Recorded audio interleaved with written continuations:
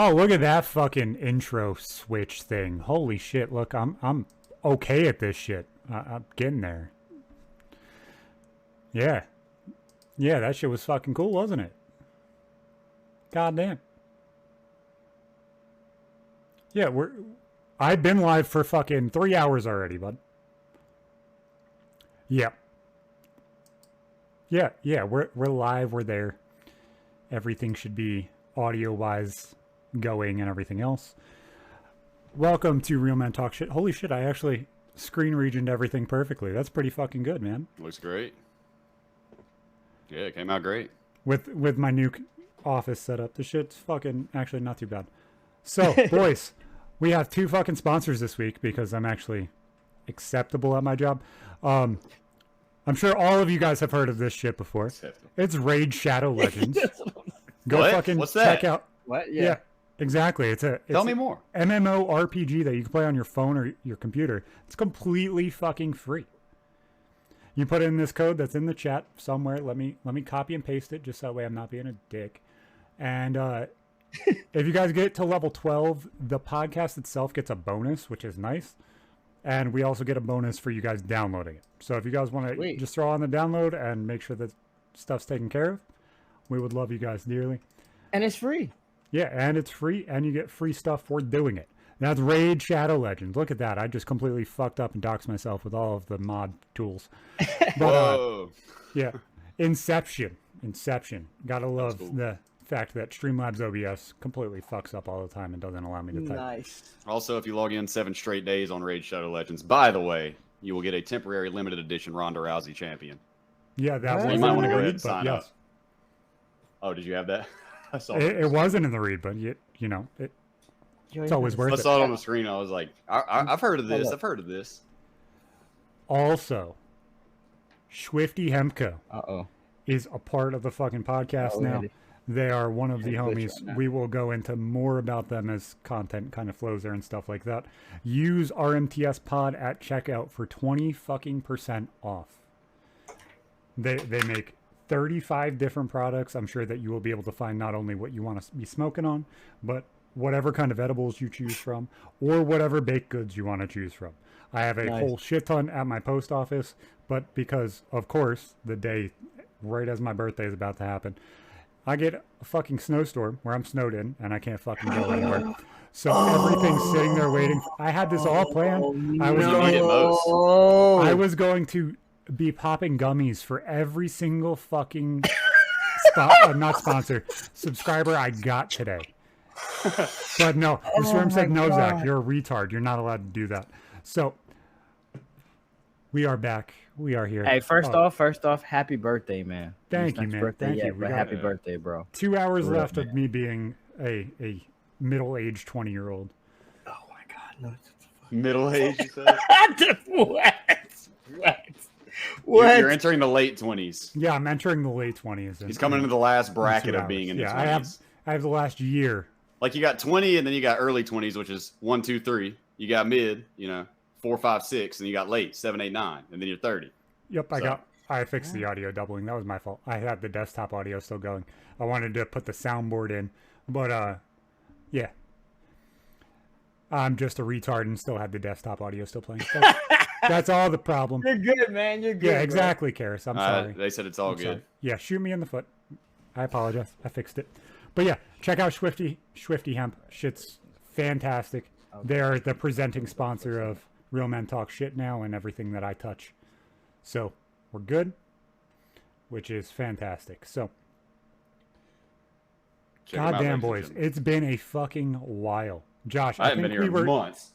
I think we've been talking like 6 or 7 different episodes. You were coming on, not coming on, and then just there's a link linked to the image, and then RMTS pod at checkout gives you 20% off.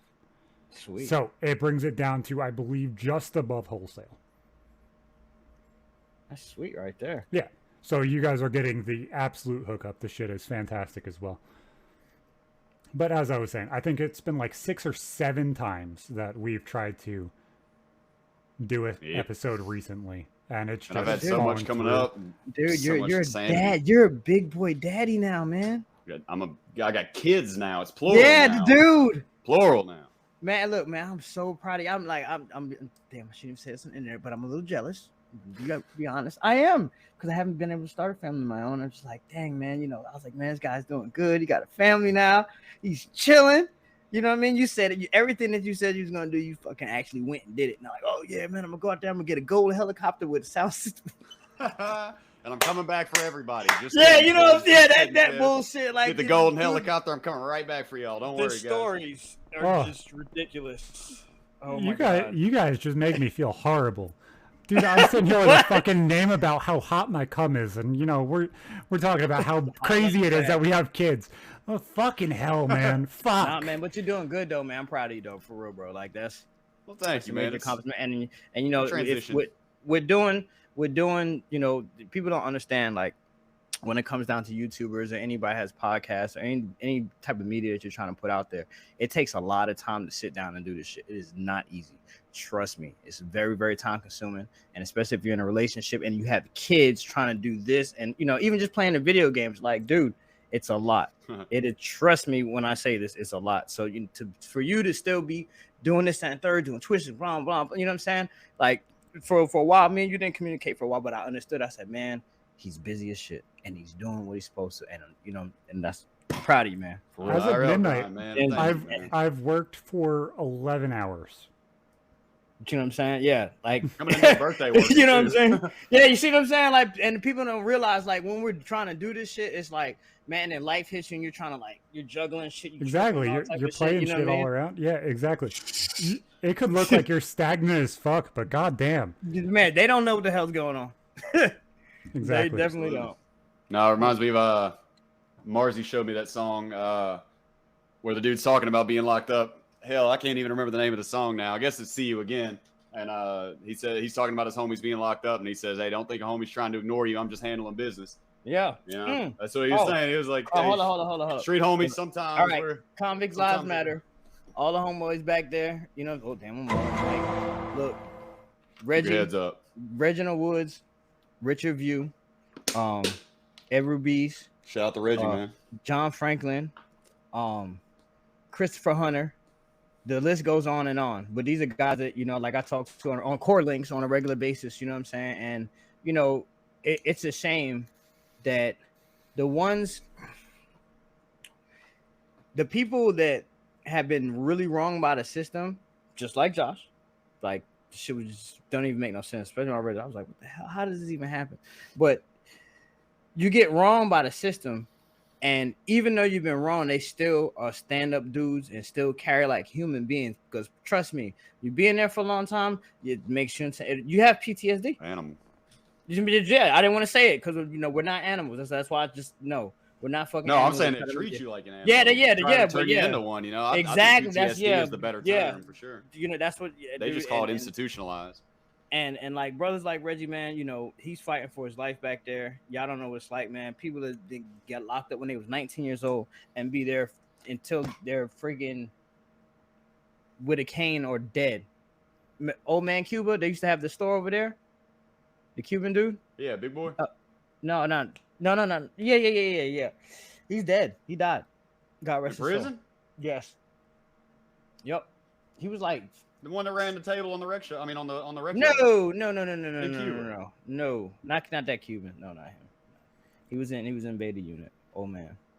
Oh, I know who you're talking about. He was a skinny dude. He was like an old man, like old man. Yeah. Yeah. I know who you're talking about. He's done. The Cuban I know was a Crip who walked around and was actually Cuban in upstate New York, and he is the only person I've ever seen that walked around with creased Carhartt jeans every single day of his entire existence. Smooth as hell, though. Creasing them every day, huh? Smooth as hell with it, though. Why the fuck would you do that? I have no idea. Crease them in the Hooskow. Shit, he was smooth. That's it. He's just keeping it crispy, that's all. Yeah, he creased his Carhartts. He had on his fucking leather shoes. Like, dude was fully into it. He had the potato peel in the spray bottle, getting that extra starch in there. You know what I'm saying? Put it on the collar, fold it over. Yeah. All right, look, man. So Josh, do you want to lay out the storytelling? Oh, I'm not really sure exactly. Garfield's got one for me, guys. Yeah, Yeah. Garfield's got it behind the scenes, and make sure to put it in somewhat vague terms to the best of your ability. Oh yeah, trust that's what that's yeah. Twitch is just funny about quote unquote violence and what they consider it to be. But I've mentioned a lot of times that in prison, not only do a ton of people do drugs, but that the entire economy runs on a face system of loaning, basically. Like 99% of anything you get in prison is given to you on credit. On your face, and expected, on your face, as they call it, like your debt assigned to who you are as a person. And I've said many times that, I used to type up legal motions and stuff like that, or was typing a book for one guy for a while to hustle up the extra money to get hired, Pause. Do the dreads. Yeah. That shit was like reading hieroglyphics. On God. I tried to type that shit. I tried. I did 2 pages. He got a couple books out there. He actually has published books. I'm not gonna say his name, not like that. Now. You know what I'm saying? And then I'm proud of him because he made that shit work. Yeah, he did. And he barely read and write, but my stepdad Josh used to fucking do that shit. I was like, I can't do no. My stepdad barely could read or speak, and he would write. He would handwrite like a notebook full of the story he was writing, and I would legit. I'm not even trying to be bad about it, but it would legit say something like, Tay and you at table. He had a gun. Next thing we knew, like it'll switch between first person to third person, and it was crazy. And he wanted me to translate and edit that into a book. And I did it though. It would be better if he just spoke and they wrote what he was saying. Yeah, he'd have dictated it out of my stepdad's very, very similar. So going through school and shit, I was like, you know what? Fuck it. I'm gonna be a smart ass. I'm gonna learn how to write like he does. Yeah. He writes like my little baby who's starting to learn how to write her letters and all that stuff. Like just straight lines everywhere and kind of barely connecting things. So I learned how to background too. I learned how to forge his name. I learned how to forge letters that were exactly in his handwriting. So that way, if he forgot to write me a letter for, you missed school because of anxiety or whatever, I could do that without it being questioned because they knew exactly that it was. He's like, because that's crazy. That's 4th, 5th, 6th grade. I mean, hey, as long as you're getting away with it. You gotta do what you gotta do, right? Like, it just is what it is, man. Like, the fuck. Like, what? Well, this was my hustle. I mean, it was how I made up the money that I wanted to put up my nose, or to smoke or something like that. So I really had to try, man. I had to show. There were times where I couldn't work because I had to wait 2 moves to go ask him what the hell this word said. Like, I just have to wait, and I legit can't keep typing until I know where this goes. You have to do it with a typewriter. It's not on a computer where you can backspace and just go back and edit. Yeah, no. And manual sometimes correction. The corrector, like the ink, and you got to pay for that stuff. Yeah, you got to buy. That goes out of your profit to where you're typing pages because you're charging. How much was like $2 a page, $1 a page? I got 2 stamps. 3 stamps? So 66. 2 stamps? 2 stamp, not 2 stamps. Yeah, there you go. On the currency. front. Or if I did them that day, then I just get, I could just turn them in 3 stamps. Yeah. Each. So normally I was like, let me get 3 books. And which is the equivalent. Okay, we got to break down the currency and how it works in prison. So a stamp or 3 stamps is $1. It's Aldega, yeah. 3 stamps is $1. And inflation, that's now 25 cents. $5. Yeah, exactly. Yeah, and that does happen. Trust me, it does happen. It does. It really does. Yeah, because when they do a raid and they steal all the stamps, there's no currency on the yard. So people that have money, they can it's crazy. We learned all type of lessons. Oh my god. So like what you are typing for, you're actually working for several hours typing for like 60 cents. 60 cents that's a page, and it depends on how fast you type. I was a pretty fast typer, so I mean, you know what I mean. Typically, like about $3-4 an hour, and that's good. That's a pretty good hustle in there, man. Yeah, a consistent couple stamps an hour like that. What's all the crazy work I could ever want is like thinking about what a typewriter is. There's a lot of parts of that's either heavy or dangerous and can be turned into a knife rather easily. Yeah, but you'll get fucked up because people are trying to fight their case to get out of prison. So for one thing, they're law library. We also had them flimsy plastic life. That's what I'm saying though is like the fact that they're like, you guys can use typewriters, but you guys can't use a keyboard and a like shitty fucking computer, whether it's a Mac or a PC or whatever. Right. There's no typing software in any of the computer programs except for email, which is 5 There's no difference. Yeah. Unless you unless you go to education. Law library or something let you do that? No. Oh, education, you said, like actually in the school? Because they teach you Microsoft Word and all that shit like that. You can learn everything there. You got everything you need. The fact you couldn't do that as writing a book or doing something with your time is insane. Sure. Actually, this is like, all right, that's why I hate this. There's a lot of big misconceptions about what really happens behind bars and like respect and shit like that. Like how you say about the typewriters. There's certain things that not to fuck with. Yeah, because it's all of us collectively, regardless of our backgrounds and all that. It's all of us collectively have to survive. And if you do something stupid like that, you're done. Nobody's gonna have any type of remorse for you, motherfucker. You're hit. No, I understand that. I'm just saying, like, they complain about the availability of knives and things to stab people, whether that's bed bars or whatever. Mm-hmm. Why would you give somebody... You can make it out of coffee. Man, bro, you can make it out of coffee, bro. I know. Like, this... I know. I'm just saying, like, that thing where you can see things specifically moving that look like they're sharpened metal, that is a completely different thing than saying, oh, look, I'm going to turn this coffee filter into a knife. That's just two different levels of things. No, what you're saying is actually somewhat relevant to what I think Garfield's going to tell me, because oddly enough, those typewriters where I was typing, the law library down on the rec yard, was like, not only was it, you're correct, Zach, something that ostensibly could be used as a blunt object, but also it was like the only place in the prison where you had absolutely no supervision and no cameras. So I think that's where exactly. There we go. That's where Garfield is going with the story, because as he said, and as I was saying also, that a lot of times I would go get money on the front from the dudes that I was working for, whatever, go buy my drugs or whatever, get high, go type and whatever. And evidently Garfield was just telling me that somebody had gotten impatient with me not paying him, I guess, but I didn't even know about it.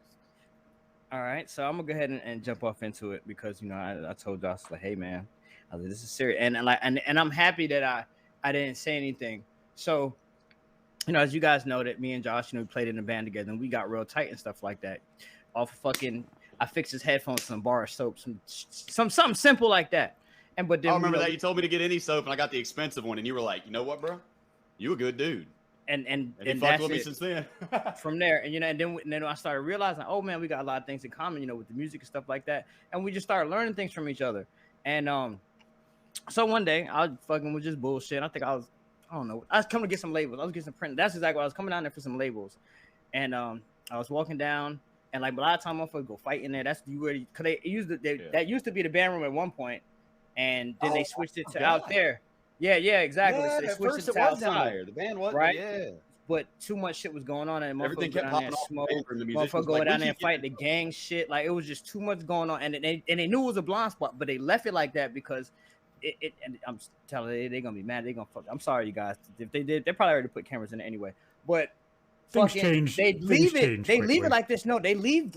They keep the prisons like this for a reason, because they have to have it where we can monitor ourselves and we can make shit like. Fuck them all, bang it out. Yeah, you know what I'm saying? Because that keeps down. Yeah, that keeps down the bullshit. We gotta have something to take care of, like little dumb shit. If not, then everything it'll just be crazy. Anyway, so I was walking down there and shit, and I seen. I'm not even gonna say. Yeah, don't say any names. particular. I'm not even gonna say any particular race or anything like that, because I don't want. So they was pretty much getting one dude that's trying to get some rank. This is the backstory to it. One dude was trying to get some rank. So a gang member. No. Just so the other two dudes was pretty much gonna use this dumbass dude to fuck Josh up over something stupid, because they had a small car and they wanted to get more rep, so that motherfuckers won't fuck with them because they was doing a lot of shit. You know what I'm saying? And they was like, they gonna try to rob us or some shit. So they was like, and this is all, and I walked past, and I fuck with the dudes and shit like that too on the low. You know what I'm saying? So I was like, yo, get us up. Damn, I'm tripping. Anyway, so I was like, it's like, what's going on and shit. So when I came in the library, I walked past and I'm looking in the library, and I was like, who in here done some dumb shit? No. I was like looking around, and then I seen Josh, and I was just like typing away at the book. Yeah, and he was typing. And look, had his headphones on and everything. I'm like, oh my God. So I walk up to him. I was like, hey man, what you doing? He's like, yeah, just typing this thing. You might have been working on that motherfucker's book and shit. Probably. And I was like, yo, you owe anybody? And he like stopped and looked up at me, and he was like, a little bit. I was like, oh shit, here we go. I said, all right, yo, just chill. And I go back, and I played it off though. That's why you don't remember. I played that shit off, because like, if I tell you what's happening right now, and plus like the outside camera, they see me when I walked in. You know what I'm saying? So I'm like, okay, yeah. So I'm like, all right, fuck, I got it. All right. I said, don't go right back out there and talk to him. Like, try to get him to another kind of sideways blind spot. And then I find out what was going on. Bro, it was like over $25. I was like, man, I got that in my sock, man. What the fuck here, man? I was about to say, it must have been something small, man. But it didn't matter. It was the fact that, it's the fact that you probably went to somebody else and they heard about it. Might have. And you know what I'm saying? And they're like, fuck. Or maybe since I was typing, maybe homie gave me the bundle and they thought I went and paid or something. I didn't, you know, there's no telling, but that's prison for you. They don't need the backstory. Well, it's not even just prison. It seems like it's a lot of inner city kind of just respect law. And that's the thing. It all comes back down to ego. Yes, that too. But now there was a whole nother shit that was happening. The second that you put money into something or what somebody perceives as money, if you don't make that situation whole or that entire situation whole, and they think that you have it, all of a sudden that's disrespectful to everybody else. Like I remember going at my stepdad telling him, that's why you take care of everybody. Oh, exactly. I was like, you're putting us behind by asking everybody for money. And the second, you know, if you sat here and said, you know, I don't fucking got it and I'm not giving it to you, people would stop lending you money. But guess what? You'd have the money for next week, so that way you're not borrowing again, and then you're in the same fucking cycle. But here's the thing: if you create funds, if people know that you're a go-getter or a moneymaker, you know, you're an asset and stuff like that, they'll be willing to give you whatever because they know that at the end of the day you'll be able to pay, even if it comes down to it. Well, and it's completely different than in real life. No, that's in real life too. Oh, it's in real life too. What the fuck you mean? Because I was saying like that you wouldn't even fucking buy a pack of cigarettes for, and then you got friends that you would give a couple bands to and wouldn't even think about it. No, I think of most people genuinely the same. There's either people that I either don't give a fuck about or would give them $5, and those people are the same to me. And there's like 5 people in the entire world that I wouldn't give anything. No matter who it is. It would if I have $5 and it's extra, yeah. The answer is yes. I'm generally more of a giving guy too. I like tip and stuff like that if I got it. I would rather make somebody whole and make sure that they're taken care of than sit there and not hand them the $5 I have. Okay, let's see what okay. I got it. This must have been legit. Oh, so and all right, so you know, I talked to them. This had to have been about 2 flat books, if it's what I'm thinking it was. Was it 2 flat books? It was something stupid. It was small ass. Something I would have had the next day. It would have been the easy money. And to make it worse, dude was tweaked out on meth, bro. The dude they was trying. I was like, yo. So he wanted to. Yeah, no, and I'm like, yo, they about to fucking butcher Josh. They about to, cause it's, and I'm like, over it, and I'm like, okay. And that's why I just like left it alone. The shit got taken care of, whatever. Josh had finished typing. He paid off all his debts and third. Let's fast forward to the future, present day. And now where you're at right now, I sit back. That's why every time I hit you, I'm like, man, I'm proud of Compton. I'm like, damn, that motherfucker. If I would have just been on some other shit like mind my business, he would have been switched. Ain't no telling what the fuck would have happened. No, like, never know, huh? You know what I'm saying? I sit back at that shit and I'm like, man. And I feel good. I feel good because I'm like, man, I did something good, man. I did, and I appreciate it, Phil. You know what I'm saying? I did, and I'm not. It's just you're not asking for thanks. It's more like relief that we made it, my guy. We're out here celebrating, dude. I'm so fucking proud of you and happy that you didn't turn out to be a piece of shit like a lot of other people that I didn't look out for. Because there's other people that I didn't, you know, like stick my neck out there for real, and they're fucking, they're nothing. If anything, they try to bring me down. They're still doing the same shit. And you're not one of them, man. Yeah, exactly. And you're not one of them, man. And I'm happy, bro. Like, I'm happy that you got a family, you got your kids, you know what I'm saying? You got your career and shit like that. Man, keep going. Fuck everybody and what they talking about. If it ain't you and your family, and this is like man to man, bro. Keep going, dog. Keep going, man. Keep going. Do not stop. Keep going. Well, I think there's something slightly more vague than just that.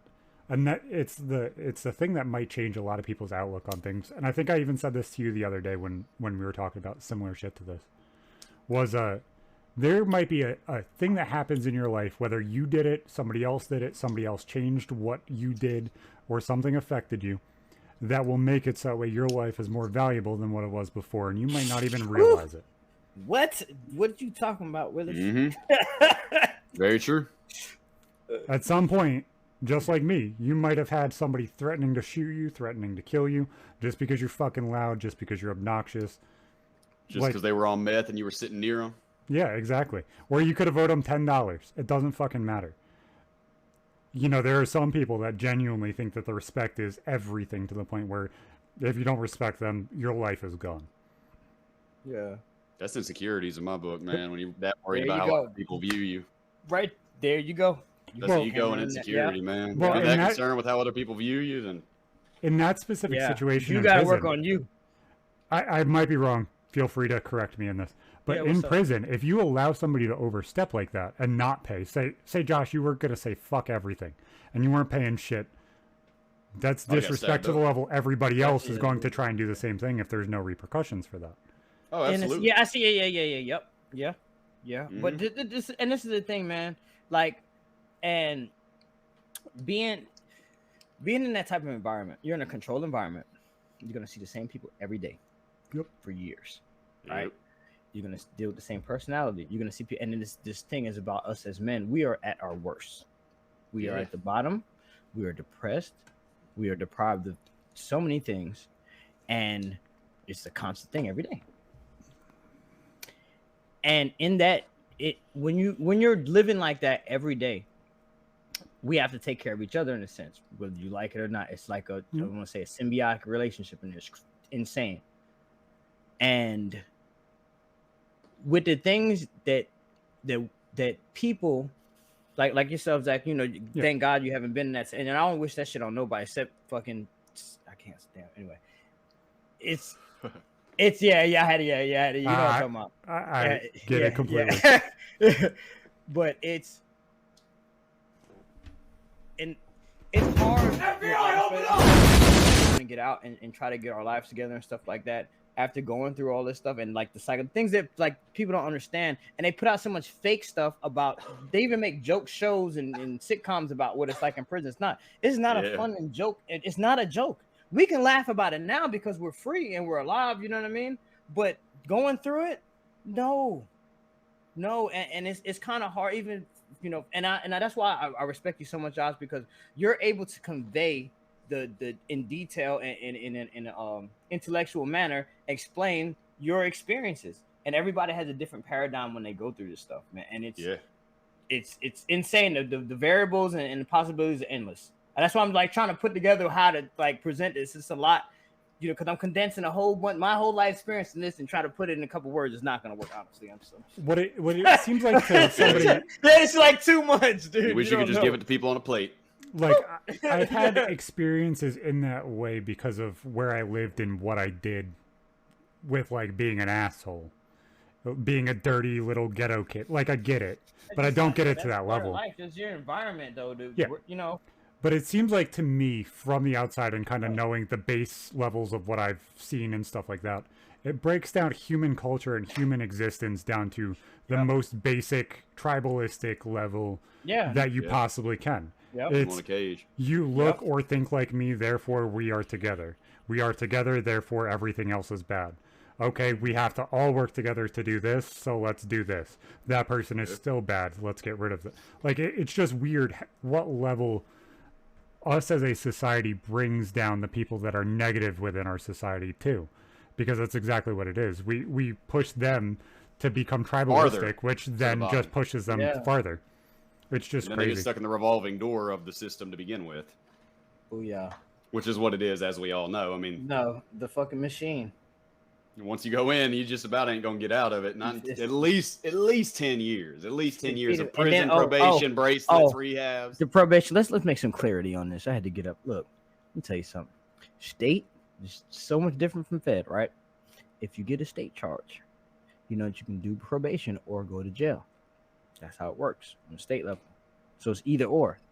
In federal, regardless, you're gonna do time, and then you're gonna be probation afterwards. And then they have a right to reset your probation every time that you mess up. So if you got 3 years probation, they can reset that shit every 2 years and 11 months and however many days, 28 days, and they reset it, and you'll be on probation for the rest of your freaking life. Yep. Reset it back to scratch on the last day of it. I've seen it happen many times. We were locked up with tons of people got violated on their last day of probation. Guess what? Starting over from scratch. And they getting money from all that shit. They getting money. And what? Per head, per night. Every night that you sleep in federal prison, somebody gets some money. Them taxpayer dollars go straight into somebody's pocket. Man. The shit shit that baffles me is like they'll be like, yeah, you can't use any of this, but I didn't get a drug charge. No, it's everything, but it's not illegal. Yeah. But you got a charge. It doesn't matter what the charge is. Yep. We're still holding you to everything. Under our fists now, yeah. You're under full scale. My script for my ADHD medication would then make me a felon because of used medication while on probation. They would make you jump through hoops to get approved for it too, dude. They'd probably make you quit it for like 6 months before they finally got the paperwork. Go through withdrawals, and look, and then you go through withdrawals and spaz out and do some wild shit, and then they'll still be like, well, shit. I was about to say, if he stops taking his medication, he can't work his job. He gets scattered, you know what I'm saying? Loses his job. Now you can't pay your funds, and now you're back in jail, bro, because they didn't give you your medication. This is how it works. No, I would honestly, I would be dead. I shouldn't even say that. Like, but before I was medicated, before I was able to take care of myself to the level I do now, mental health is real. Suicide was a fucking thought every single fucking day. It was just, I can't fucking handle this. I can't handle life. Like, it's just, when you have PTSD this level on top of ADHD, it's just not fucking okay. Like, it's just cyclical over and over again. So as I've said numerous times, if you have mental health problems, if you're struggling, fucking reach out. Yeah. And I shut down the other day. Like I told you, I was talking, I'm gonna keep it real, be honest. I hit up Zach the other day. I was like, man, I gotta shut down. I gotta unplug and get away from, there's a lot going on. I'm stressed out. I need to just take woosah, you know what I'm saying, and just chill, because if you let pressure build up from life and the things that happen, and like Zach's saying, man, reach out to somebody, man. Somebody's gonna listen to you. Yeah, somebody's gonna listen to you. Even just talking some bullshit. Just get it out. Just get it out. And this is the part that a lot of dudes don't fucking understand. I wish people would just fucking listen and get it. If there's a thought that's running through your fucking head and you can't get it to stop, why the fuck is it not stopping? Because you gotta fucking say it. You gotta get it out. Get it out. If you don't get it out, it's gonna keep fucking going. And us as men, I'm gonna say this right. This goes for all the guys who, and you know, people think that we're weak and stuff like that when you speak and talk about our emotions and how we feel and stuff like that. You know, you're not weak. You know what I'm saying? You're not no pussy and shit like that. We got feelings too, and y'all women that take advantage of us and shit like that, and treat us wrong, especially when we open up to you, man. Don't do that to us, bro. Don't. It takes a lot for a man to really like admit when they're wrong, for one, admit when a motherfucker wrong, apologize, and just actually be honest when they fuck up. If your husband or you know what I'm saying, or your boyfriend, whatever, or a significant other, because this is 2023 now, there's all type of shit going on. But anyway, I think you're alluding to the same thing that I said to you, actually. Emotional damage. So I think that entire aspect is honestly true, and I was waiting to see if you're going to lean into "don't tell women this" or just not. It's for everybody, man. It's life. No, friends too. With men opening up to women, and I've noticed this recently. And the more that you are emotional and available for them to see exactly how you feel, the more likely they are to abuse that and take it and treat it and make them lose respect for you. You're supposed to be a provider and a strong individual in that aspect. Then all of a sudden you become this person who's breaking down and showing them the other part of you, and then all of a sudden they don't fucking look at you the same. And then things change in the relationship, and you sit there wondering what the fuck's going on. But I want a real man. A real man. Well, for what it's worth, I always thought that too, and my wife is the opposite of that, and we have a great relationship. And it's wonderful. And there are some that are different, and 100%. Like, I'm not saying this is 100% because there's no way to speak in generalities accurately. You can say some, or you can just say it blankly and understand that the exception isn't the rule. But this goes across the board. This goes for friends and everything too. Because there's times you got your homeboy, your homegirl, whoever, your cousin, your brother, your uncle, somebody that in your family too, or anybody that you go to, and you be like, hey, woo, woo, woo. And yeah, just like you said, shit changes. Yeah, it's like shit changes. These fucking thoughts happen, man. Like, the fuck. They just genuinely do. But the second that that person sees you react in that specific way, whether it's something they said or a thought you had, they still fucking disrespect you in that same exact aspect. And it's fucked. And it fucks a lot of fucking relationships. Because so many people don't want to admit that they're willing to fucking see a different part of somebody. It's fucking retarded. Skirt. Dude, it's going to be your birthday. Let's change the channel for a second, man. Dude. What are your plans for 2023? Yeah. Do things actually continue the way that I perceive them to be? Let's go. If they're going to happen the way that I perceive them to be, you're going to be seeing my ugly ass mug a hell of a lot more in a hell of a lot more different places. That's a good thing. And nothing's going to fucking Congratulations ahead of time. If that's what happens, things are just going to keep going. Things are going to keep snowballing like they are. That's why I've been chilling too. Like, man, there's so much stuff that I really want to say, and I'm low-key scared like a mother, bro. There's so much shit going on. I'm scared now. Somebody. But look, Zach, man, I want to thank you for having me on the show. Mm-hmm. And all your support. Let me tell you something about Zach, man. Bro, we talk every now and then. There's a lot of times when I'm damn doing stuff and I'm working, I'm stressed out and stuff, I will call Zach, hit him up, and pick up right away. I'm like, yo, man, what's up? Like, this and third. Like, hey, man, I'm here if you need me. And I want to tell you, man, I respect you for that, man. And like all the subscribers and shit, like, this is not us. This is not me acting or trying to know. This is real shit. And like I said, man, sometimes you just got to reach out to a motherfucker. That's it. You never know what might happen. Exactly. You never know what the fuck's going to change things. Because genuinely, who the fuck knows which call or which connection changes your life? That connection at any point in time all of a sudden might click and might change every single fucking thing that's around you. Josh. What's up, I'm gonna, you gotta be mad. I'm gonna have to take a break. I gotta use the bathroom, but Josh, man, what's up? Yeah, I can't. I'll be like trying. I'll be honest with y'all. I'm sitting up here like, bro, don't be sitting there with water and eyes. Go leak. Yeah. But dude, man, my dude drank like a shit ton just going into this shit. He's like, dude, I gotta piss real bad. I wonder why. I wonder. I'll be back. See you in a minute, Garfield. God damn, man. I'm surprised he lasted that long, to be honest with you. I thought he was going to be gone in the first 2 minutes. It's better than the old days, man. We used to have to, it's about a 7-minute trip to the bathroom whenever we're in the band room. So I know for a fact he can hold it for like an hour because you don't normally want to walk all the way across the yard to go back. So I know he's got a pretty steel bladder. Oh. You moving up and you going to go on some other podcasts or something, man? Hopefully. I'm trying to expand that net as far as I possibly can. And as those things grow, then it dictates things. And as things grow the way that I perceive them to grow and shit, it feels good. So I don't expect it to stop growing when it starts. Like, that'd be stupid to think that way. Sure. So it's got to always change. It's always got to keep going. And as those things grow, then it's just going to keep going that way. The way I always saw it was any appearance pretty much anywhere is somebody will, either relate to you or see you or like you or something, hopefully, Exactly. Especially when you do things like this where it's just, you're selling you. Your job is selling you. It's not selling the car down the street that you don't give a fuck about. Unless you're completely sociopathic and you don't give a fuck about yourself either. Selling yourself is not the hardest thing in the fucking world to do. I was going to say, I guess it depends, right? My bag.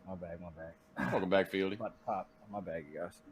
Exactly. What I missed? Your eyes were glazing over yellow. We knew that it was. Yeah, dude. I was sitting up there like crossing my legs and I was bullshit, and they gonna look back and rewind. He like, damn, look at him right there. Eyes watering. He's tweaking just like the meth heads he's talking about. God damn. Oh my god, man. Bro, man. I mentioned to him that the bathroom was like a quarter of a mile away from the band room where we practiced, so we used to hold it for hella long. We didn't want to go piss. Be like, oh my god. It was a walk. It's funny because if we all didn't want to take a piss break, whenever like one of us wanted to go smoke something or something, we'd all all right, we'll go take a step out. It was the man. I'm gonna tell you something. That band room, bro, and Josh can vouch me on this. That band room helped me through it. Bro, I say it all the time on my stream. I promise you. I wish we could record this because, like, y'all don't know what we used to make magic in there. We used to make, and if y'all seen all the different, we came from everywhere through it because the feds is different. It's mixed up from every different state all over the place. Yeah. So we're all just from everywhere across the fucking state, like the U.S. Like we're all over. Jamaicans, everything. Fucking booyaka. We was making beautiful, like shit. And then when, like that's what I'm saying. Still was something like after we was done, I'm just like I look back at the band room and look. I'm like, that just fucking happened in a prison. In a prison, no less. We just did that shit. Yeah, we just did that shit. Even like when we did like the ceremony, GD graduation and stuff like that, the staff used to be like, they sound good, man. It's the same shit that a lot of people don't genuinely understand in content creation too. You could be like me, who started out with fucking zero, like Josh, who started out with zero. And every single day you fucking change and do shit slightly different or slightly better in whatever aspect. And you got to keep going and drive yourself. You could have zero and you could turn yourself into one of the largest voices or creators anywhere. You gotta want it. You gotta want that shit. Exactly. It does work. You could be 3 dudes sitting on a fucking Skype call, essentially sitting here having a beer and just chilling the fuck out and just bullshitting. And we got fucking 20 people sitting here hanging out watching us bullshit. And there's gonna be another couple hundred to a couple thousand people sitting here listening to us bullshit over the next week. Or how many people thought that us dipshits that literally, if you bet 12, 13 years ago, they would be like, nah, they're going to be the dipshits that are burnout. Yeah. It just is now what it is. We're burnouts with computers. Yeah, exactly. Now we're burnouts with people who listen. They didn't know we were going to be burnouts that still had computers. Oh, my God. Dude. I can pay my bills now. Before I couldn't. Thank you, computers. Thank you, the internet. Exactly. Thank you, Swifty Hemp. If you want to get burnt out and pay my bills, go check out Swifty Hemp Co. Nice. Code RMTS pod. Dude. Because it had to be 8. Or if you put out a fucking, like, just get lucky and put out a weird video or dumbass video and shit and go viral and then you're famous overnight. I'd be looking at that shit. I'm like, how? I'm an island boy. I'm like, damn. That was a plan. Like, honestly, and most people don't genuinely understand that. Those kids were fucking going off and doing a couple $1,000 hair kits and shit to their hair. There's no way in hell that those kids sat there and had those spikes in their hair and was like, you know what? I'm gonna sing randomly in a fucking in-ground pool that's tile, so you know that's not just like you're revealing the conspiracy. It's a $30,000 pool. These people don't have fucking money. Like, give me a fucking break. There's no way in hell that wasn't funded, either by music or by people trying to see what goes viral. Hey, you just using common sense there a little bit, just a little bit. Or they just know somebody that had a nice jacuzzi and they were flexing and posing in it. I mean, they live in Florida. That's money being available, though. Florida's a lot of nice properties and stuff around there. That's why it's so damn expensive. But it's crazy because they don't even get hot. Oh, let me bring this up. The housing market down there is insane. I have a friend that I know and other family members down there, and the price of rent is ridiculous. If you are, I don't want to say Section 8, but if you have a low income, if you're on low income, for you to try to find some place to live and have work and actually have a bus route to take you places, it's messed up down there. That's why all the rich people, retired people go down there, because you got to have money to actually survive in Florida, bro. Garfield's like, y'all can slice Florida line up into Georgia to where my 3 houses are and make that Florida right there. I can't bring that up. It's a project I got going on and shit. Thank you, Josh. Oh, damn. I was kidding, man. I didn't think that you were on the mansions yet. You already got all 3 of your mansions. You're leading into his projects that we're working on behind the scenes, man. No. Thank you. You just brought a whole bunch of fucking haters with that one. It's okay. Nah, man. Nah, we're going to protect it. That project we're working on behind the scenes. We got a long-ass video. Let me go back to my prison shit. Just because we're investing in castles in Scotland doesn't mean we can't tell the people. It's okay. We'll shank you and shit. We'll flip over. Let me not. I shouldn't even said that. They're gonna use that, chop that little split up. Yeah, that's one thing about the internet now. Yo, all right, like for real, like anything that you do on this motherfucker, it's only a little snippet. They look sometimes even when I talk to people on the phone and shit like that, and they come like, "Say, Perry, you burnt out." Look, sometimes when you talk, you gotta act like this conversation is gonna be played back in the courtroom. That's fucked up. You gotta live like that, bro. That's why. Straight up. So I'm just letting you know for the fans, you motherfuckers watching too. I'm gonna put that on my iPad. I have a button that says SVU, and it's the little dun dun clip from Law and Order SVU. Yeah. And as soon as you said that, I pressed the button because it's fucking hilarious. So get you off of prison. So I have this amazing fucking YouTube Let's Play idea that talking about projects and go into some project that you actually can talk about. So we're going to go through and do a Let's Play video series, like 2-3 videos, depending on how long it's going to be, and voice act all of the individual fucking characters through the entire thing. Not just me, like I have like 10-15 people that I'm talking to about doing this, and just I think it's a good fucking idea. Releasing it like a series in general, or which series did you say? It's a Pokemon game, yeah. So just voicing I was about over? to say that's what I was going to say. What's the base? What's his basing it off? Yeah. I don't want to go into it too much because of obviously people steal ideas. But also Nintendo's what was that? True. Nintendo's I'm sorry, did I hear a copyright infringement? True. But okay, look. I went through and I wrote like probably about a quarter of the jokes and lines that we're gonna do and stuff like that the other day. Wrote them all as different characters and different cadences and how I perceive people to talk and everything else. And I was like, dude, this is fun. This content creation I can get a hold of completely. Writing jokes, having the availability to just tell things in different ways and how you perceive them. Do that shit. This shit is either going to just stay stagnant and be just available, or it's going to go poof, and it's going to be like a 2-3 million view fucking series. It's going to be one of the two. Who the fuck knows? Just do it. Don't put a limit. Don't even put a cap on that shit. Just go with that shit. Just run. Oh, I've already held myself. I started playing the game yesterday. If I'm not done recording the entire gameplay by the middle of February, I'm going to be really pissed at myself. Just do it. You got to put it in time. Yeah, you got to put it in time. Yeah, because I'm going to need at least 2 weeks to voice record and do all the recordings with everybody and plan everything out and, all the normal bullshit. But I thought it was such a good fucking idea. The availability's there because it's more like episodic or one-off content, so the clickability's there. And it's still like a Let's Play that everybody watches and stuff like that. But just hypercut it. Yeah, exactly. I thought it was an interesting way to do things. Dude, man, that sucks that you're snowed in, man. I was about to say, man, fuck this shit. It's about to be a birthday. You should be at the club or something, but you got a kid and shit like that. You can't just go hang out and stuff. I don't need to go to the club, man. I'm being. All the club's 10 feet under snow right now. Yeah, exactly. I'm like, man, just go party and shit. Just go hang out, something like that. The snow club. Hang out at the igloo. Dude, I've never even been in a club or a bar or anything. What? I've never been in a club or a bar or anything ever. Not even a bar, though? I mean, I can see a club. Yeah, that's what I'm just like, what? Well, okay. I've never been in a bar above the age of 10. Fair. I mean, unfair, but fair. Yeah, you got brought along or something? Every single weekend and then abused afterwards. I spent a lot of time in bars. Not post-prison, thankfully, but before prison I did. People trip out when I tell them I've never been to a strip club or a casino, but I feel like that's reasonable shit to not go to. I'm not even good at it, man.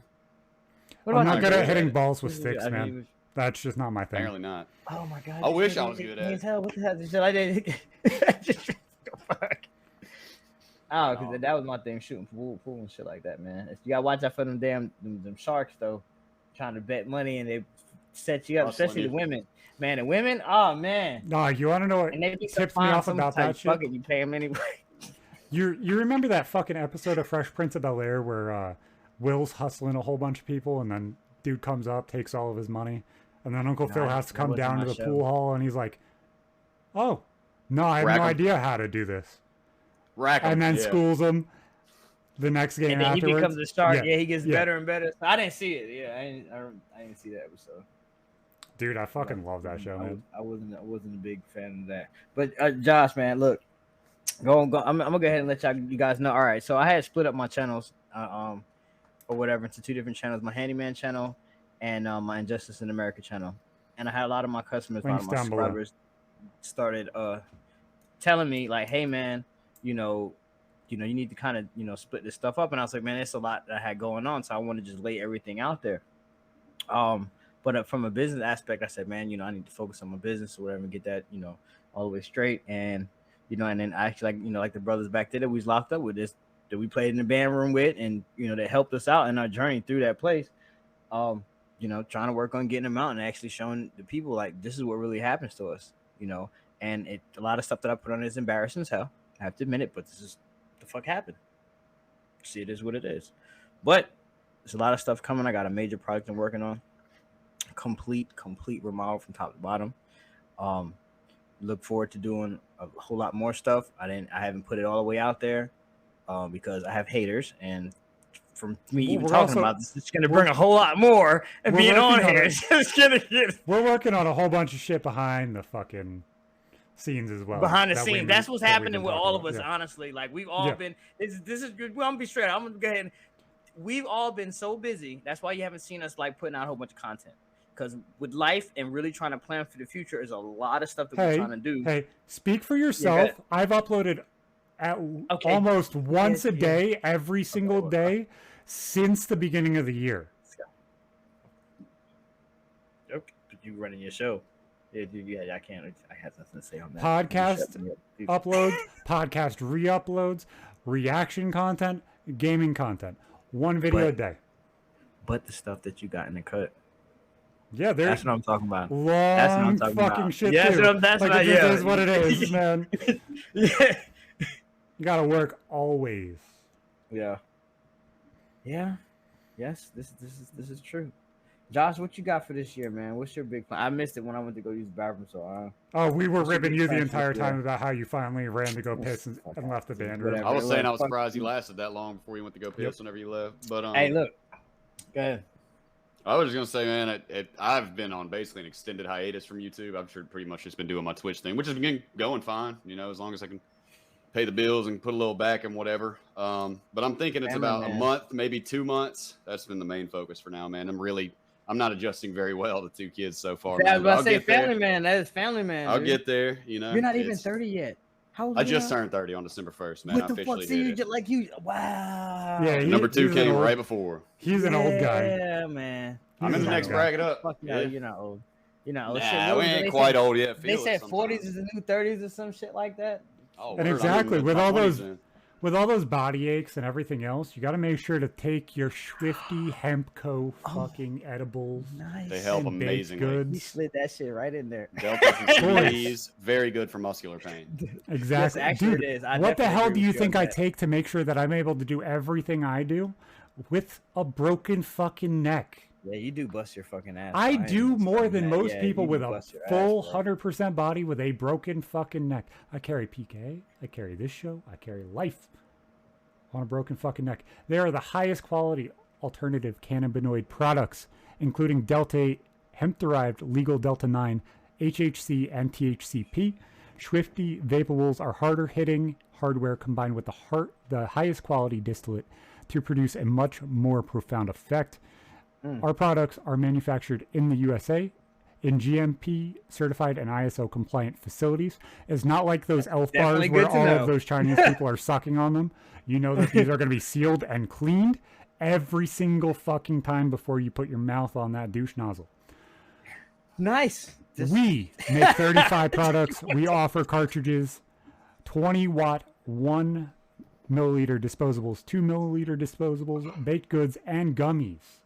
Boys, also, we might be having brand new products that me and him have been talking about. Behind the scenes as well, there's crazier shit going on. Even crazier than my content, crazier than PKA content. We might be like $1 million fucking level items going on behind the scenes right now. We're connecting some big players. This shit is about to get really fucking cool. It's time to turn white trash Andrew Tate into an actual Andrew Tate. Because we're coming. Lord, we're fucking coming, boys. No. So go check out Swifty Hempco. Use RMTS pod at checkout for, I believe it is 25% off. But nice. Zach, let's see what the fuck is again, coming. Man. This dude is fucking. He's doing the damn thing. Hey, you doing it, man? Hopefully, doing it, bro. Nah, you're doing this. Is happening. It's happening, man. Yeah, like, dude, that energy, man. Like, bro, just keep going with it, bro. Exactly. You got to be able to turn it on and keep going and going and going and going and going. Fucking Energizer. Did we get Energizer? Can you sponsor somebody? You can see my gray hairs. Go fuck off. Or is it Josh's gray hairs? Since probably Josh, mine. you got straight. I had one gray hair in my beard. I've had gray since I was a freshman, man. That's my dreads. Josh, you met me when I had hair. That might be the most.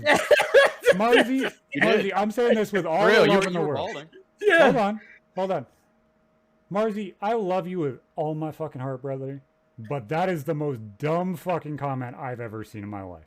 You don't need $1 million. That is bullshit.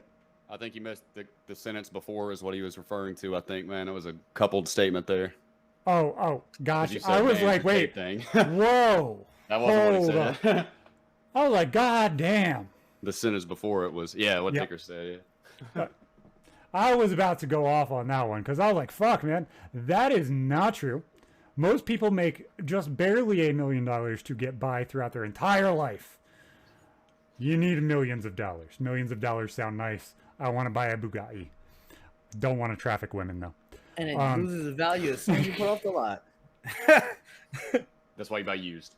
Exactly. By the way, Garfield, you had only like this big of a bald spot when we met.